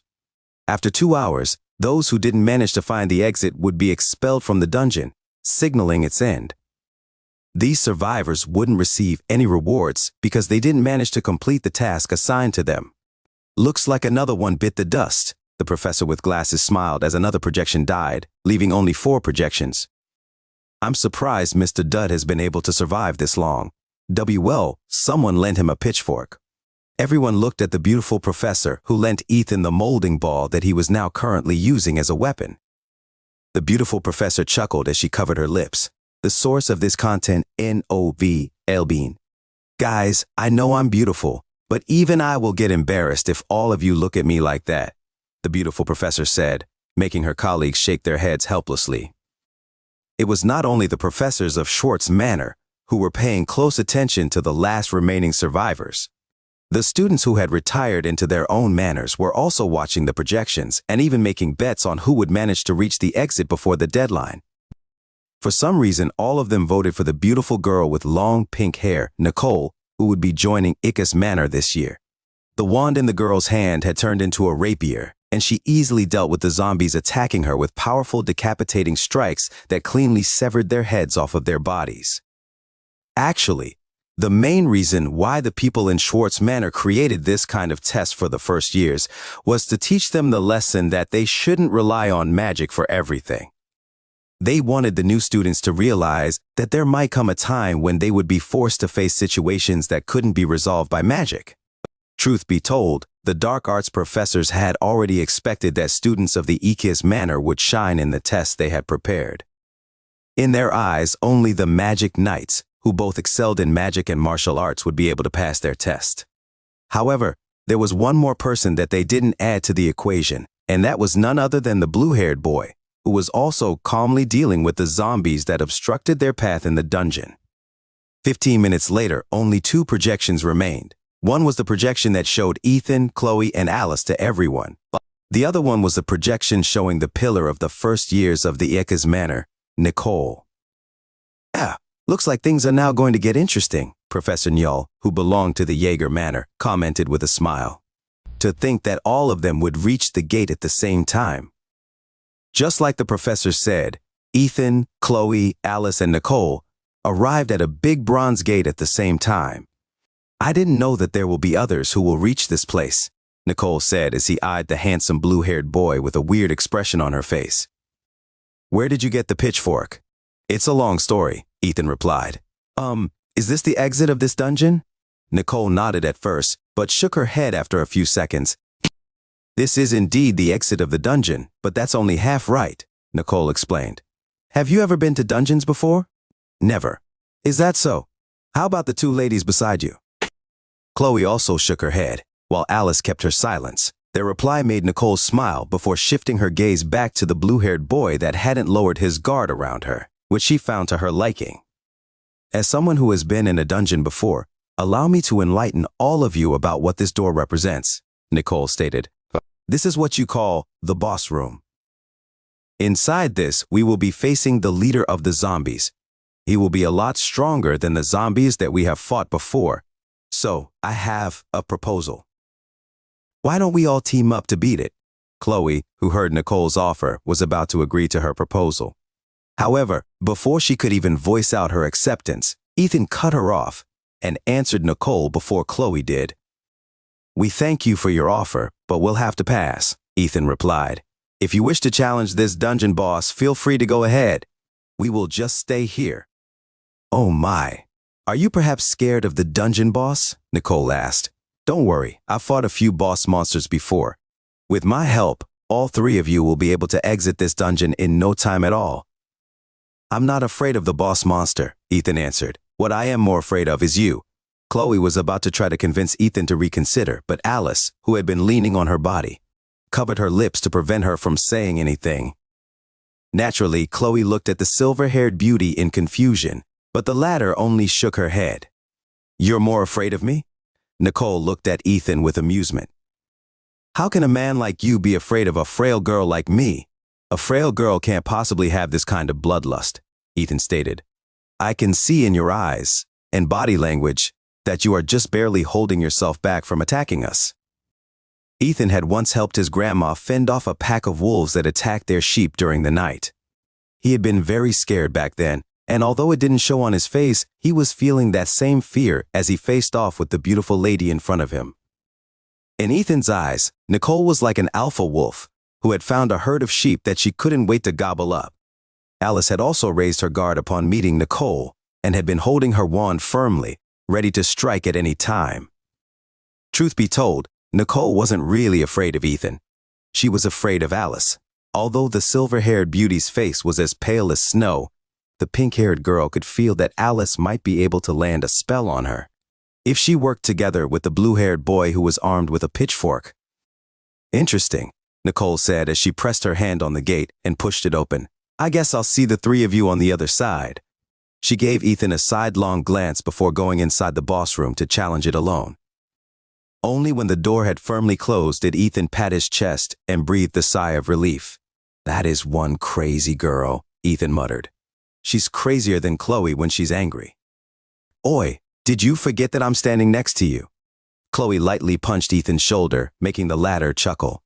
They were not aware that the crazy girl that had entered the boss room on her own killed the boss monster in just 10 seconds, making her the first one to clear the initiation ceremony, which had eliminated 99% of the first years of Brynhilder Academy. When Nicole entered the gate of the boss room, several lights appeared on its surface. According to Alice, this meant that there was someone inside the dungeon room. When the lights disappeared, it meant that there was no longer anyone in the room, and anyone could enter. Just 15 seconds after Nicole entered the room, the lights on the gate disappeared, which meant that the battle had ended.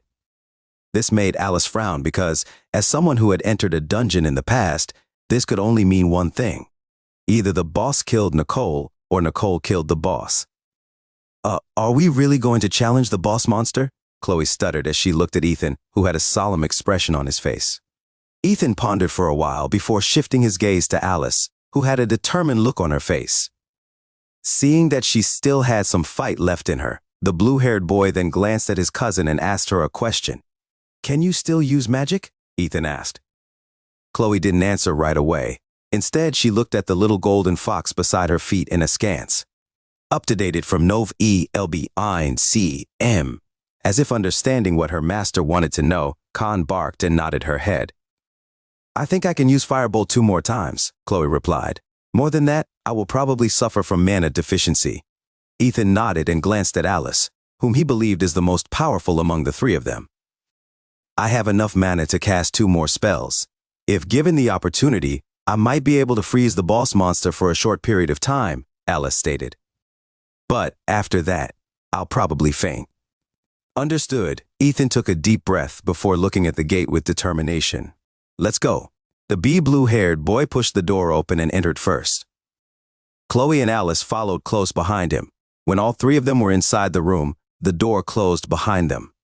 A few seconds later, torches lit up in the surroundings, and a zombie that was at least 3 times bigger than the ones that they had fought before appeared opposite them. Without even waiting for the 3 teenagers to get their bearings, the zombie charged at them like a bull.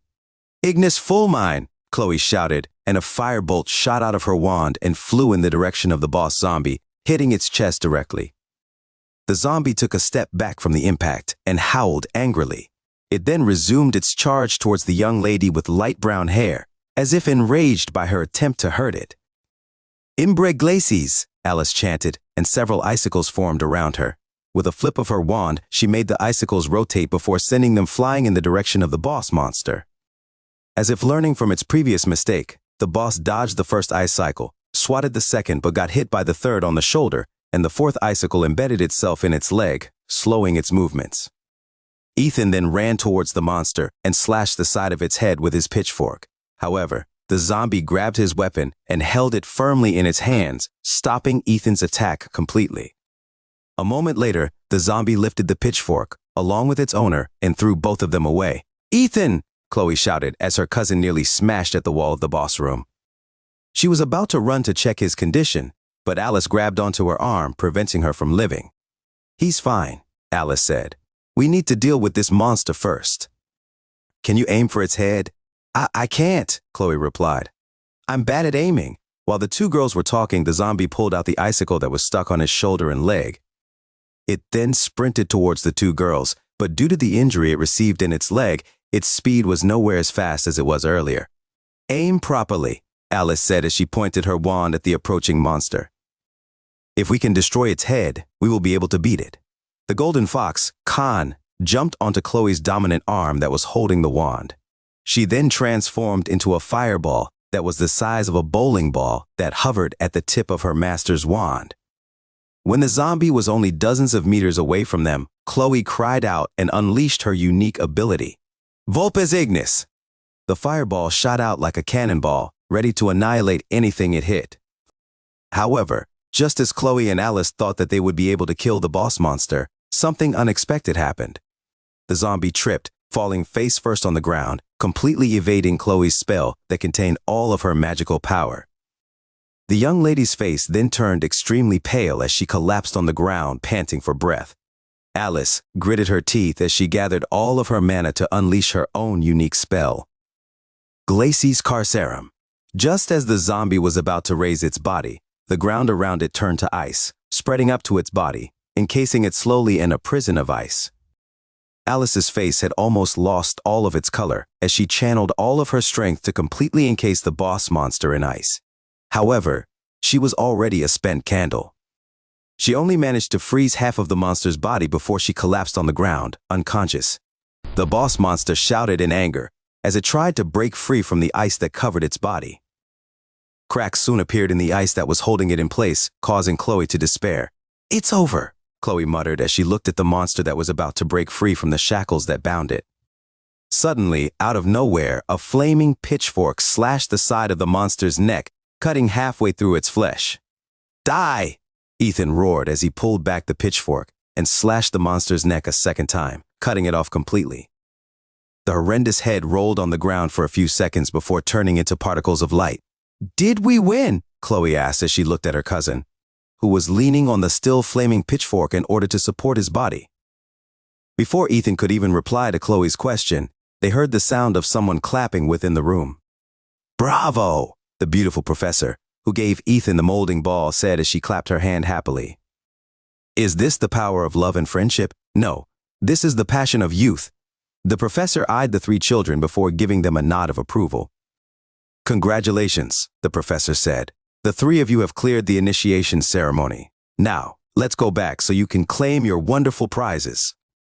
Without even waiting for their reply, the professor pointed her wand at the three of them, sending them back to Brynhilder Academy, where the headmaster, Professor Reinhardt, was waiting for their return. "Well done, the four of you," Professor Reinhardt said with a smile. "Well, what do you think of the initiation ceremony, Ms. Nicole?" The beautiful lady with long pink hair gave Ethan a sidelong glance before giving her reply. "It was more fun than I expected," Nicole replied. "I've always known that the initiation ceremony would be challenging, but I never expected something like this."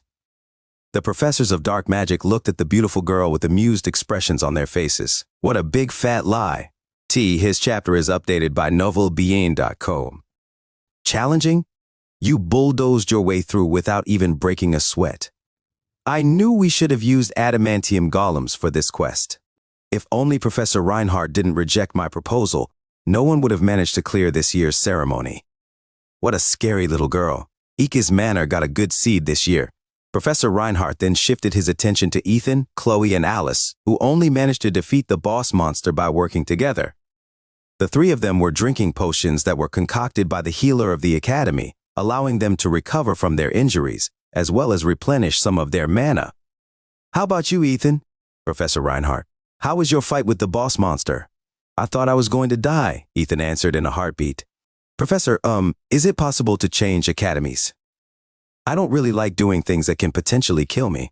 "Aha! Good joke, Mr. Ethan, Professor Reinhardt said as he patted the young man's shoulder. Don't worry, you will adapt to being here soon. Ethan subconsciously shuddered after hearing Professor Reinhardt's words. For some reason, he had a feeling that the headmaster had no intention of letting him leave the academy. How about you, Miss Chloe? Professor Reinhardt glanced at the young lady who had an anxious expression on her face. Did you enjoy the initiation ceremony? Not really, Chloe replied. I'm glad you liked it, Professor Reinhardt chuckled. By the way, I've heard that Mr. Gremory is your cousin. Is it on the mother's side of the family? Yes, my grandmother and his grandmother are sisters. Family relationships are important.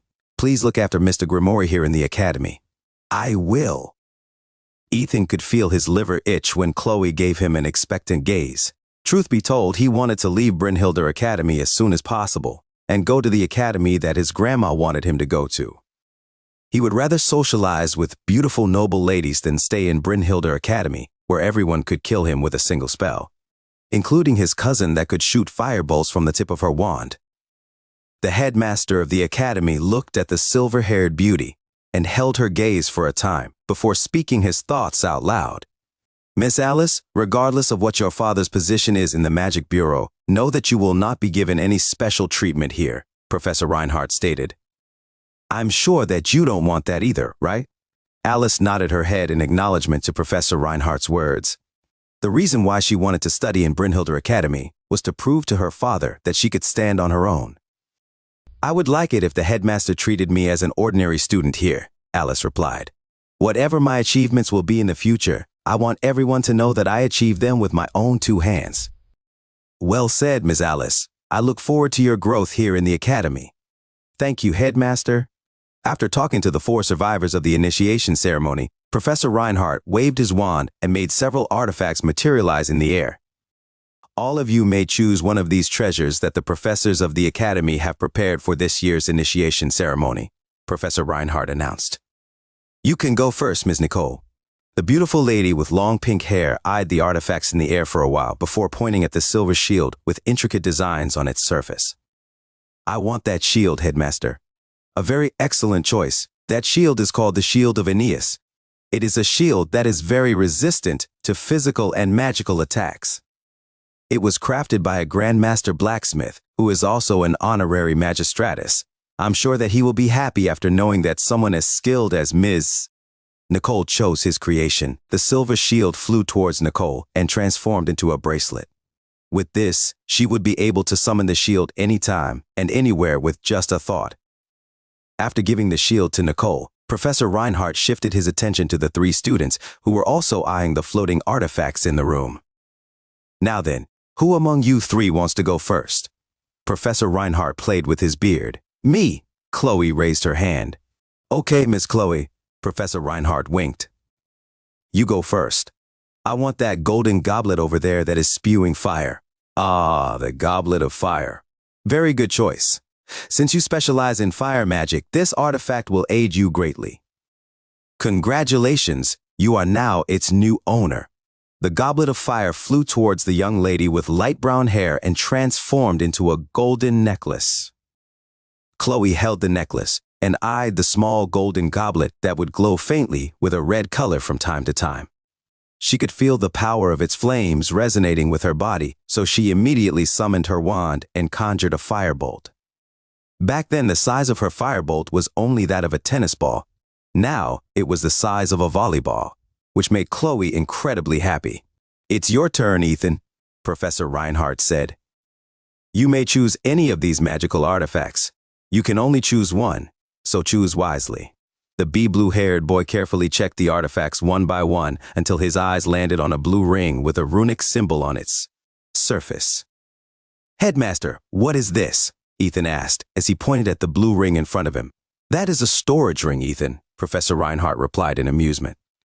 You can store things inside it. You can even say that it is one of the basic pieces of equipment for wizards and witches. However, although many wizards and witches have storage rings, this one is a bit special. Special? Nicole eyed the blue ring with curiosity. What makes it special, Professor? Good question, Professor Reinhardt played with his beard as he looked at the floating ring. This ring is one of the creations of the founder of this academy, Fortis Dud. It has a storage space the size of the training ground of this academy. To that big? Chloe's eyes widened in shock. My storage ring only has space the size of a cardboard box. The headmaster of Brynhilder Academy waved his wand and made the ring fly towards him. Truth be told, I don't know all of this ring's abilities, Professor Reinhardt stated. Not many can use this ring because Sir Fortis added a special condition to it. Only those that the ring recognizes as its master will be able to wear it. According to the records, this ring has 7 abilities. As for what the other 6 are, only those who gain its acknowledgement will be able to unlock its mysteries. Professor Reinhardt then tried to put the ring on his ring finger, but before he could do so, it flew away from him and landed on Ethan's palm. See? Professor Reinhardt shook his head helplessly. Not everyone can wear it. Even I couldn't do it. Ethan gulped as he looked at the ring on the palm of his hand. As an artifact that was personally made by one of the founders of Brynhilder Academy, it would certainly not be an ordinary thing. Go on, my boy, Professor Reinhardt said. Try to wear it. Maybe, just maybe, you will inherit the legacy of one of the founders of this academy. Ethan nodded and did as he was told. He picked up the ring on his palm and slid it onto his ring finger. The ring didn't offer any resistance, and before Ethan knew it, he was wearing the ring. A few seconds later, he felt something warm on his finger, and that feeling washed over his entire body, making him groan in comfort. Wow! Chloe grabbed hold of Ethan's hand and pulled it close to her face. A perfect fit. You are amazing, Ethan. But I didn't do anything, you know? Ethan didn't know if the new heat that was spreading through his hand was the effect of the ring or just Chloe's body heat, which made him feel tingly inside. Nicole, who had been paying close attention to Ethan since earlier, narrowed her eyes. Interesting, Nicole thought.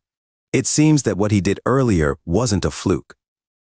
Professor Ophelia, who was standing behind Alice, couldn't believe what she was seeing.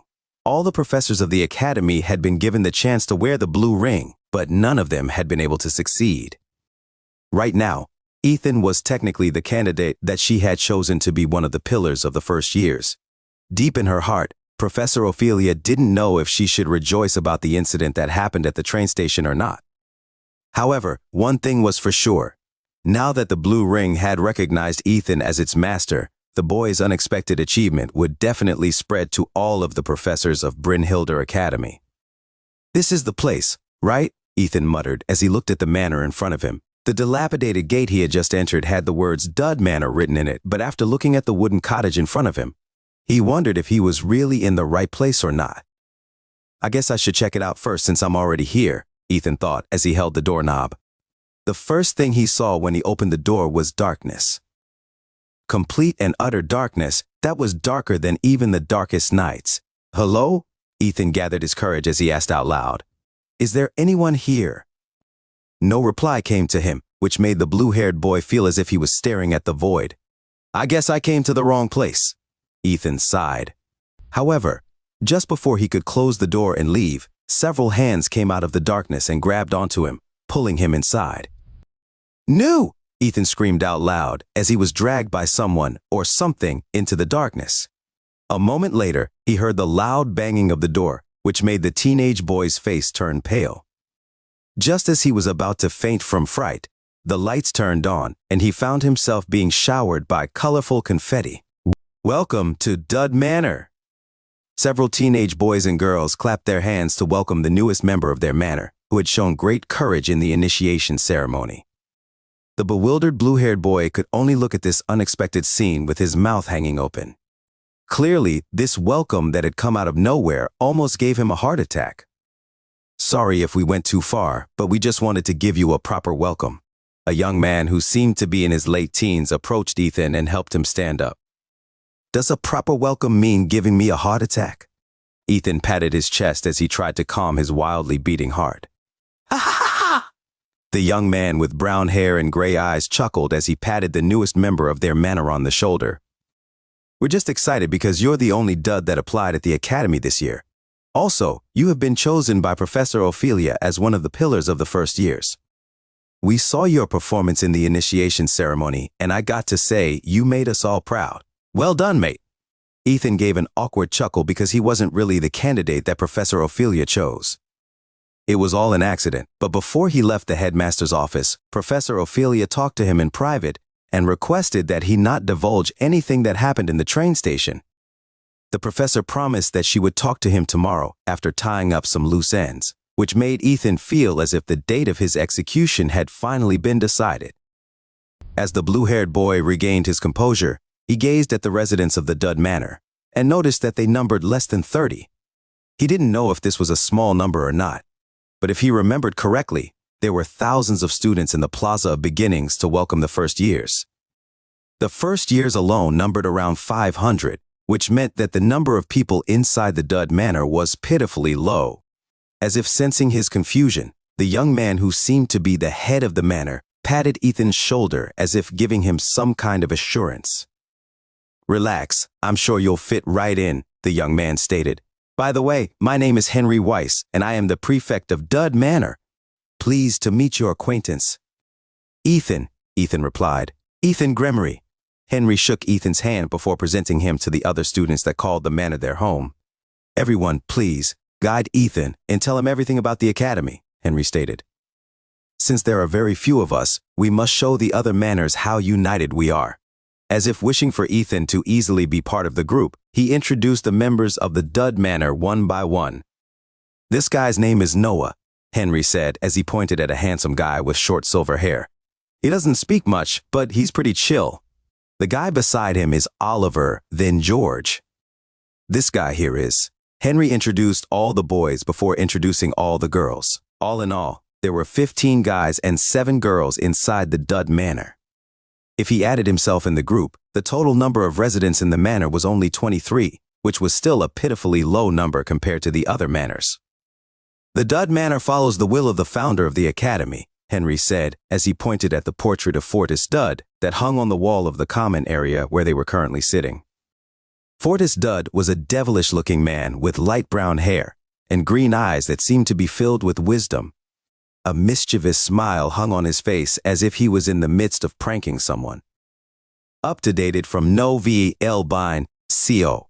Although this was the first time Ethan had seen the founder of the academy, he had a feeling that if had met Fortis long ago, he would definitely get along with him just fine. Under the founder's portrait was a quote that was written in bold silver strokes. The handwriting was almost unreadable due to the way the words were written, but one could feel the passion behind the brushstrokes that were used for each word. "Heroes are ordinary people who make themselves extraordinary." Ethan muttered these words and felt something resonate inside his heart.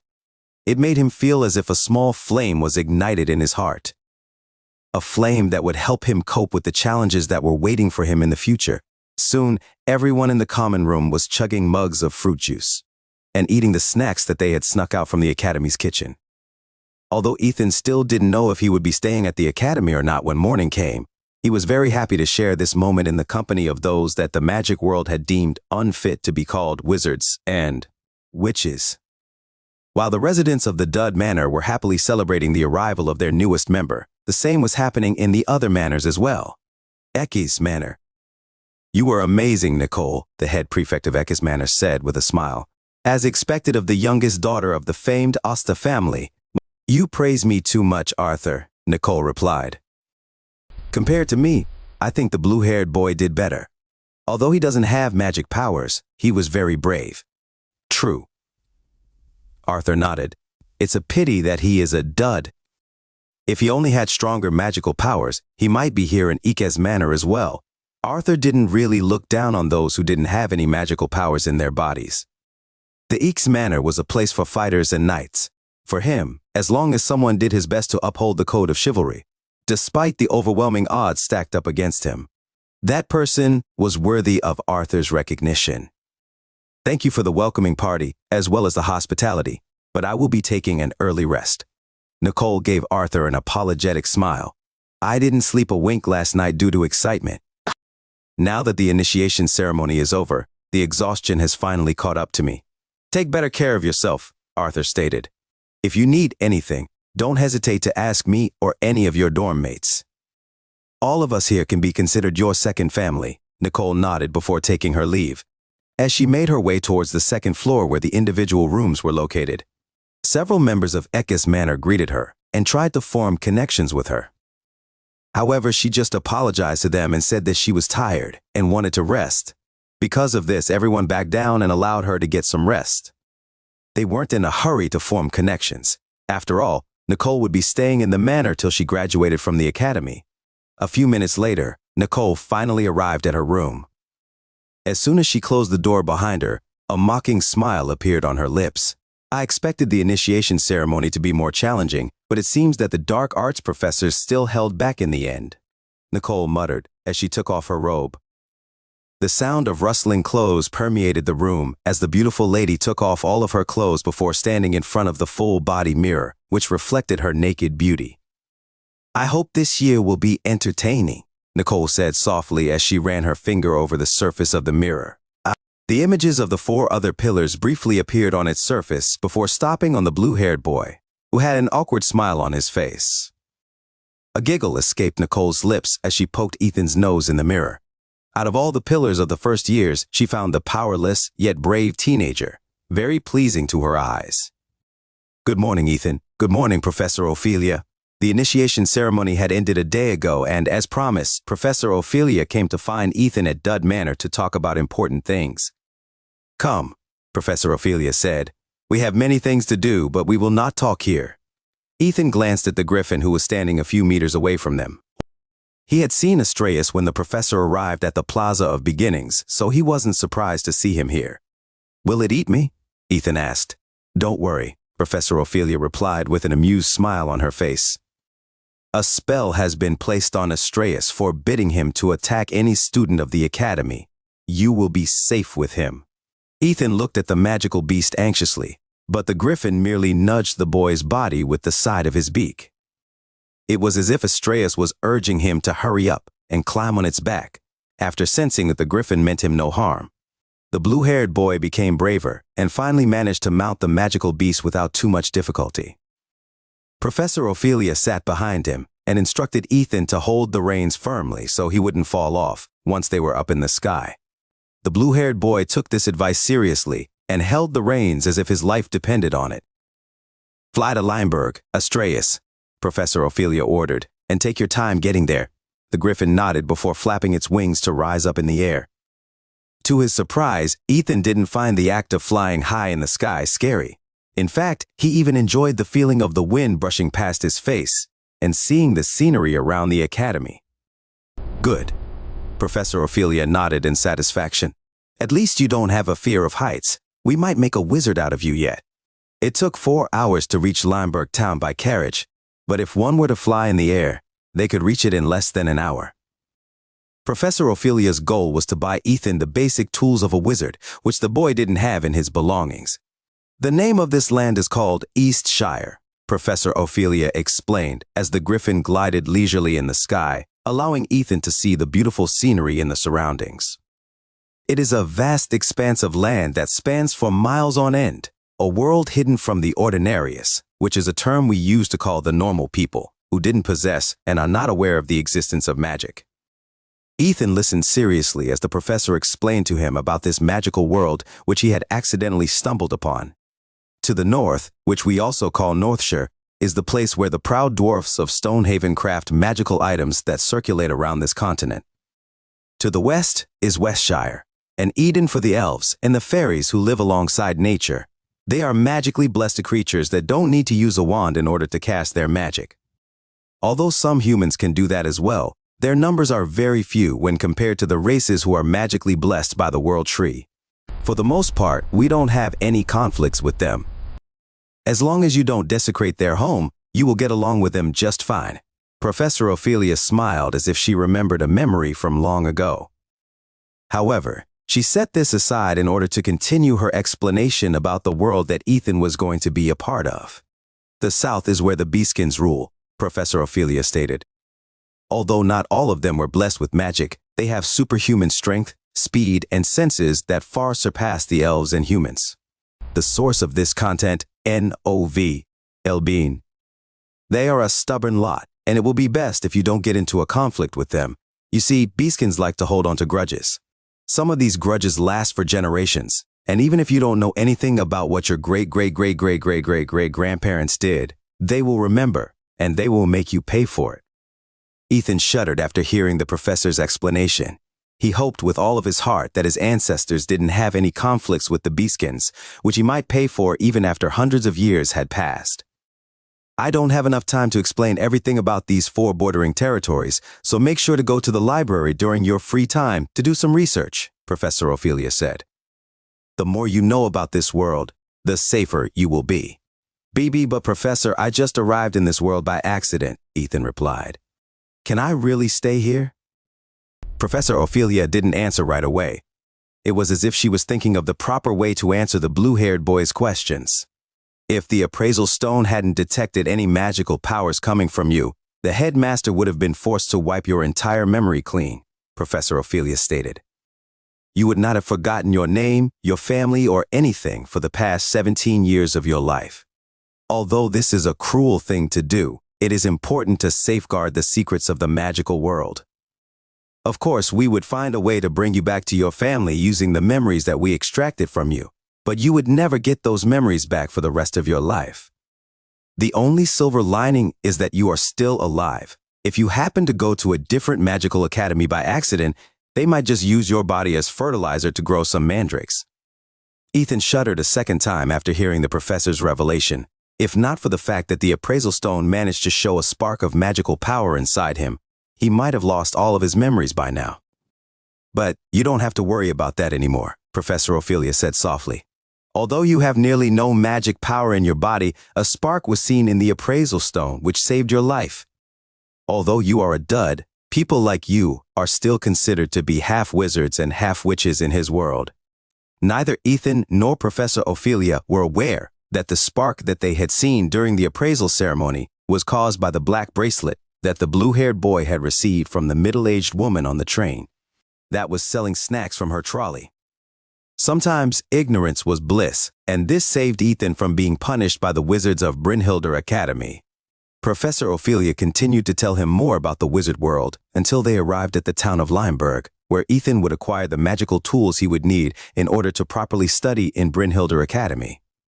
First of all, we need to get you a raven, Professor Ophelia said as she walked side by side with the blue-haired boy, who was busy looking at his surroundings like the country bumpkin that he was. A raven? Ethan asked. A raven as in a bird raven? Yes, Professor Ophelia. Although common people use these telephones that were invented not long ago.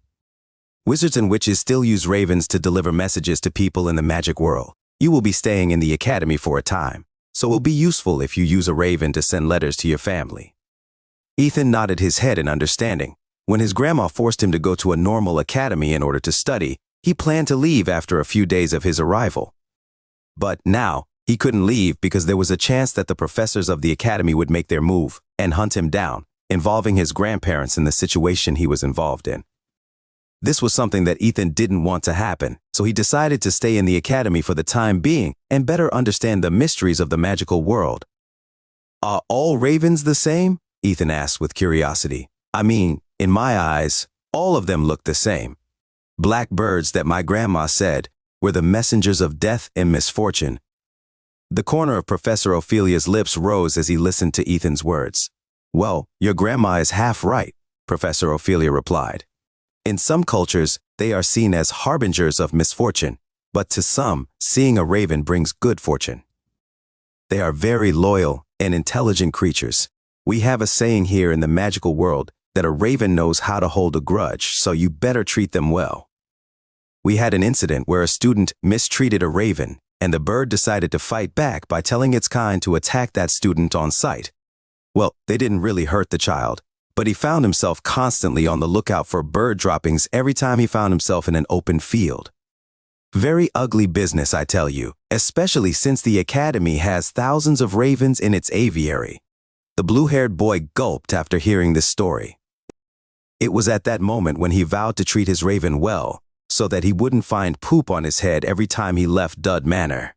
10 minutes later, they arrived at a large manor where countless ravens could be seen circling in the sky, and countless more were perched on its windowsills and rooftops. Some of these ravens were sleeping, while some were curiously watching the passers-by, as if they found entertainment in watching people walk past their manor. Professor Ophelia ignored the countless stares and walked towards the door with steady steps. Ethan, on the other hand, was close behind the professor, doing his best to not stare at the blackbirds, who were staring back at him. "Ah, Ophelia, to think that I would see you so soon after you purchased a raven for your niece," a middle-aged man said with a smile as soon as Ophelia and Ethan entered the manor. "What can I do for you on this ominous day?" "Don't say the word ominous, Mr. Robert," Professor Ophelia replied. "When you use the word ominous, the day really becomes ominous." "Ha ha ha. Don't worry, Ophelia. The ravens tell me that the one that will suffer an ominous day is not you, but the boy beside you." "Oh, that's good then." "I thought you were talking about me." Ethan blinked in confusion as he heard the exchange between the two adults. If his understanding was correct, the middle-aged man said that today was going to be an ominous day for him. Have we met somewhere before, child?" Robert asked as he eyed Ethan from head to toe. "For some reason, I feel like I've met you in the past." "Sorry, sir," Ethan answered. "I'm very certain that this is our first meeting. I grew up on a farm, you see, and this is the first time I've been away from home." "Interesting." Robert rubbed his chin as he continued to stare at the boy in front of him. The Raven Master was the type of person who had a very good memory and was very sensitive when detecting the presence of a person. Even though it was faint, Ethan's aura felt familiar to him, which made him wonder where he had seen him in the past. Well, it's not important, Robert thought. I've seen countless people in the past, so I might have mistaken him for someone that looked like him.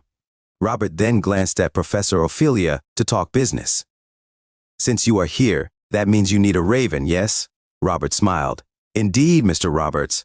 Professor Ophelia rested her hand on Ethan's shoulders in order to introduce him formally. "This boy here is Ethan Gremory. We are here today to get him a raven." Robert gave Ethan a devilish smile, as if very eager to conduct business with him.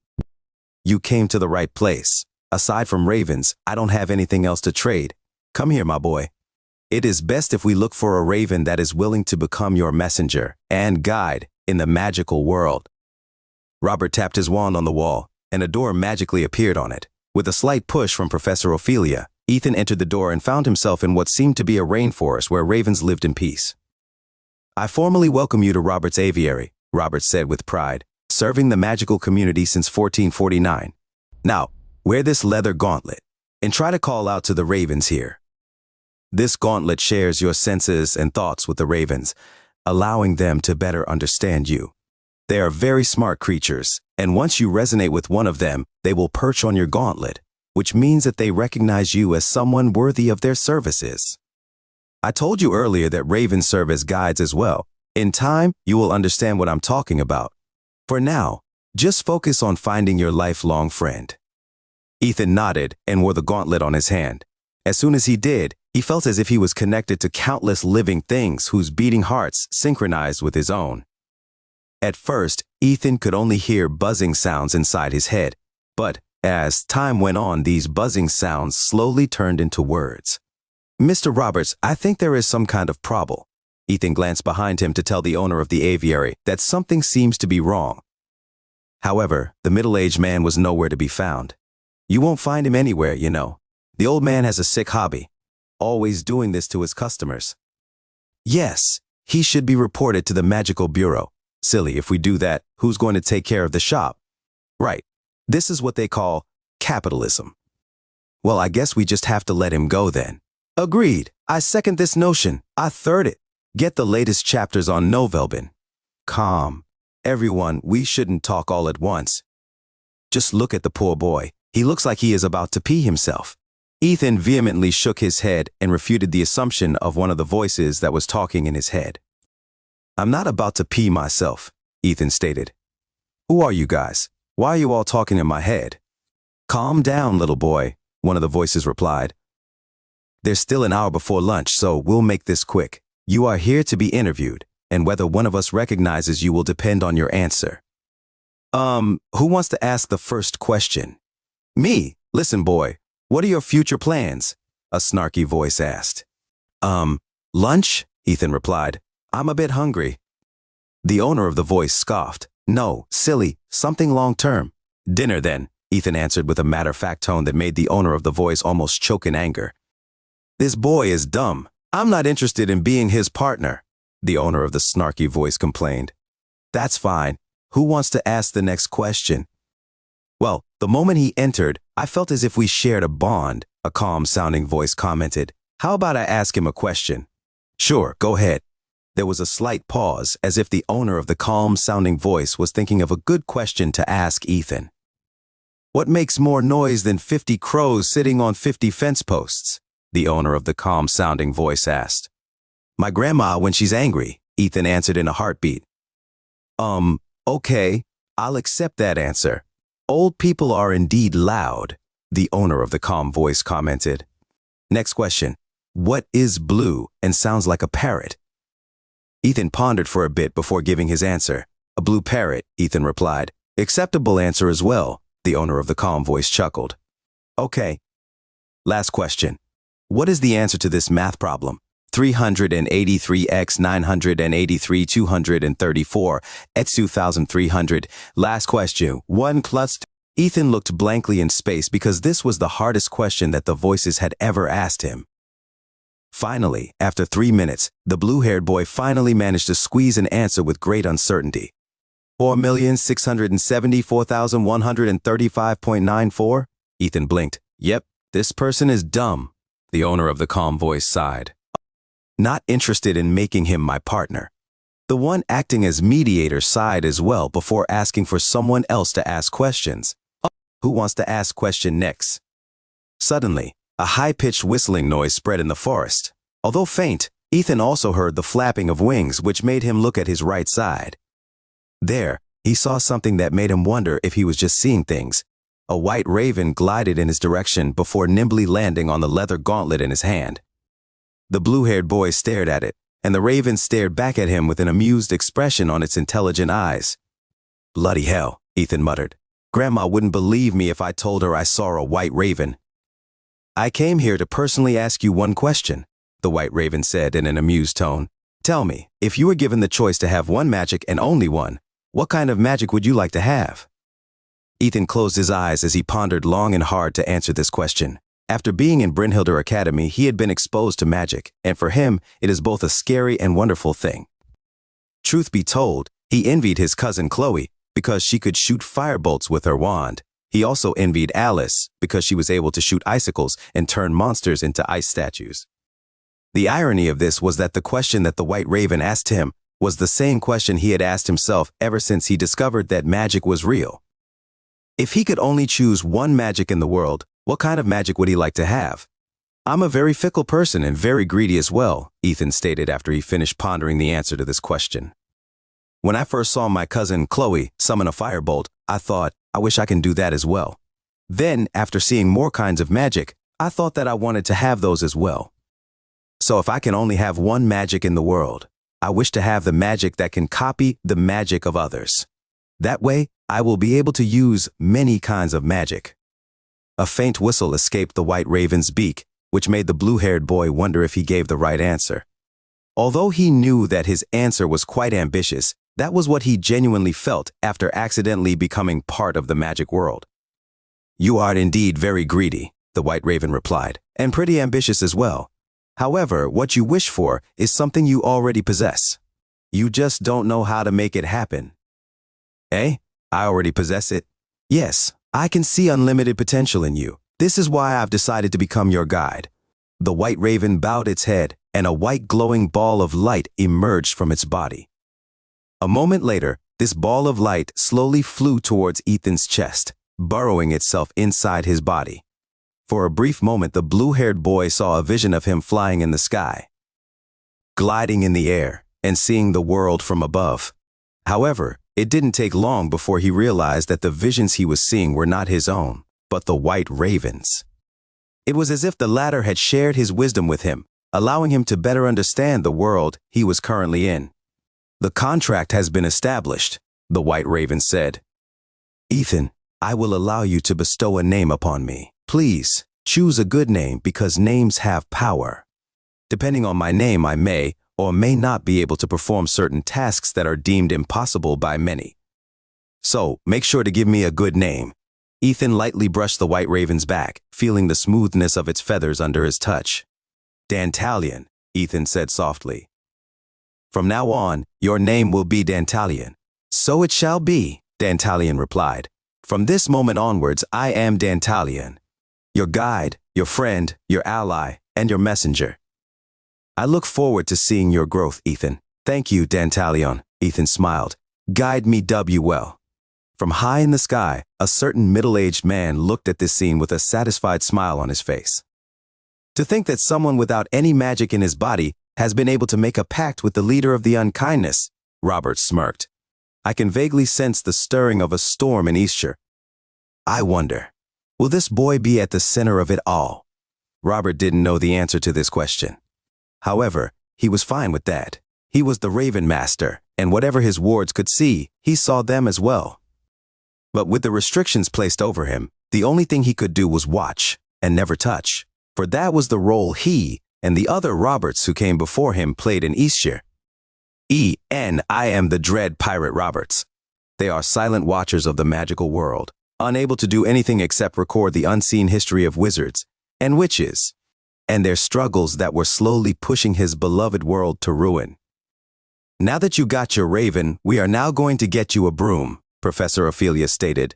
"But I have to say I never thought that I'd see a white raven in Mr. Robert's aviary." "Is this the first time a white raven has been sold in his shop?" Ethan asked. He was feeling a bit smug because he was recognized by a raven that wasn't normally seen in the wild. "Well, I can certainly say that you're not the first," Professor Ophelia smirked. "There was once a great wizard, or should I say half-wizard, that owned a white raven in the past." Ethan became curious after the professor mentioned that the first one to have a white raven was a half-wizard. "Oh, who is that person?" Ethan asked. "Fortis Dud," Professor Ophelia replied in a heartbeat. "One of the founders of Brynhilder Academy." The blue-haired boy's eyes widened in shock after hearing the professor's reply. "Don't gawk there, silly boy." Professor Ophelia flicked Ethan's forehead with her fingers, making the latter yelp in pain. "We're here. Now just pick a broomstick and we can get your wand." Ethan rubbed his forehead as he followed the professor inside the shop. The first thing he saw were several broomsticks lined up on shelves, which went all the way up to the ceiling and to the back of the shop. Just as he was about to grab a random one from one of the shelves, the clerk of the shop greeted them with a smile. "Welcome to Brooms for All Seasons." A lady who seemed to be in her early 30s greeted Professor Ophelia and Ethan with a smile.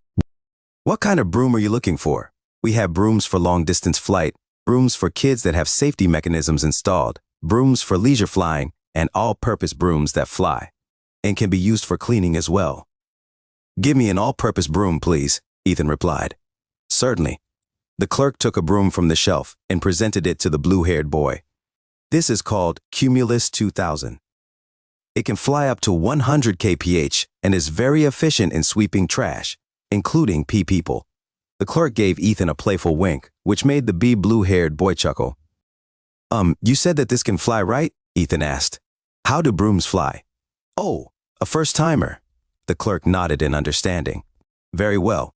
This is also a perfect opportunity to test the product and see if it's working."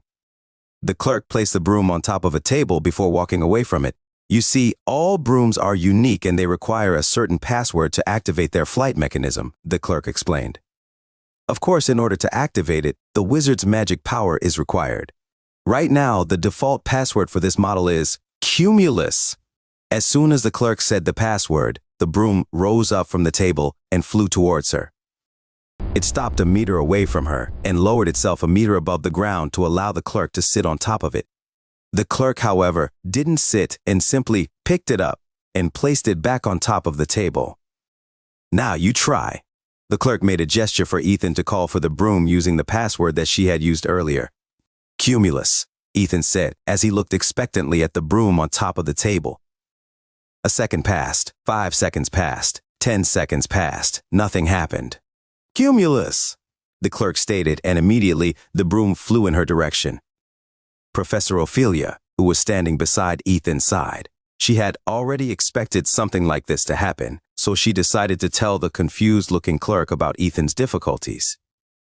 "He is a dud," Professor Ophelia stated. "His magic power is not the best, even among his peers." The clerk nodded in understanding before giving the handsome boy a pitiful gaze. "I'm sorry. but only those that can wield magic can ride broomsticks. Ethan sighed in his heart because he thought that he would be able to fly in the sky with a broomstick like in the fairy tale that he had read in the past. However, after finding out that he couldn't ride it because of his inability to use magic, he was truly disappointed.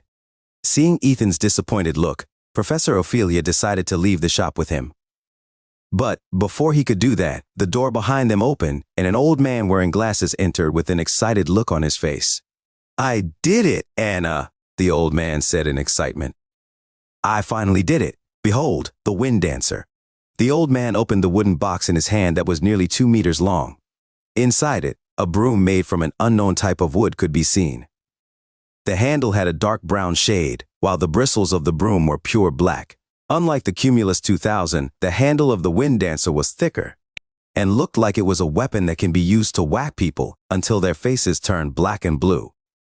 "Have you really finished it, Mr. Carwell?" the clerk Anna asked. "Does it even fly?" "Of course it can fly," Mr. Carwell replied.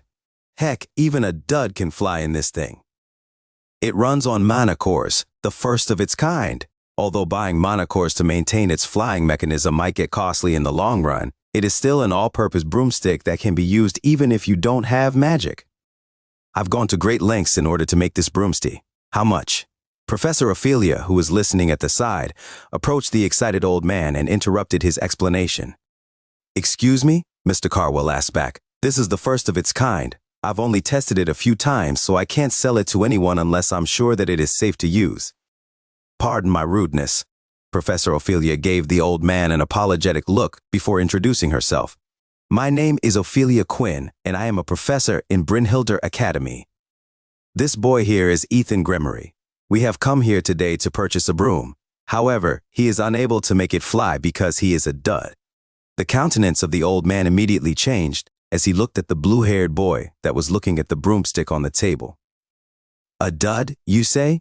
Mr. Carwell took out his wand and lightly tapped Ethan's chest with it. A moment later, he looked at the tip of his wand as if making sure of something. "Are you sure he is a dud and not an ordinarius?" Mr. Carwell frowned. "I don't sense any magical power coming from him." "He is a dud," Professor Ophelia insisted. "The appraisal stone in the academy proved it." Mr. Carwell gave Ethan an appraising look. "I see."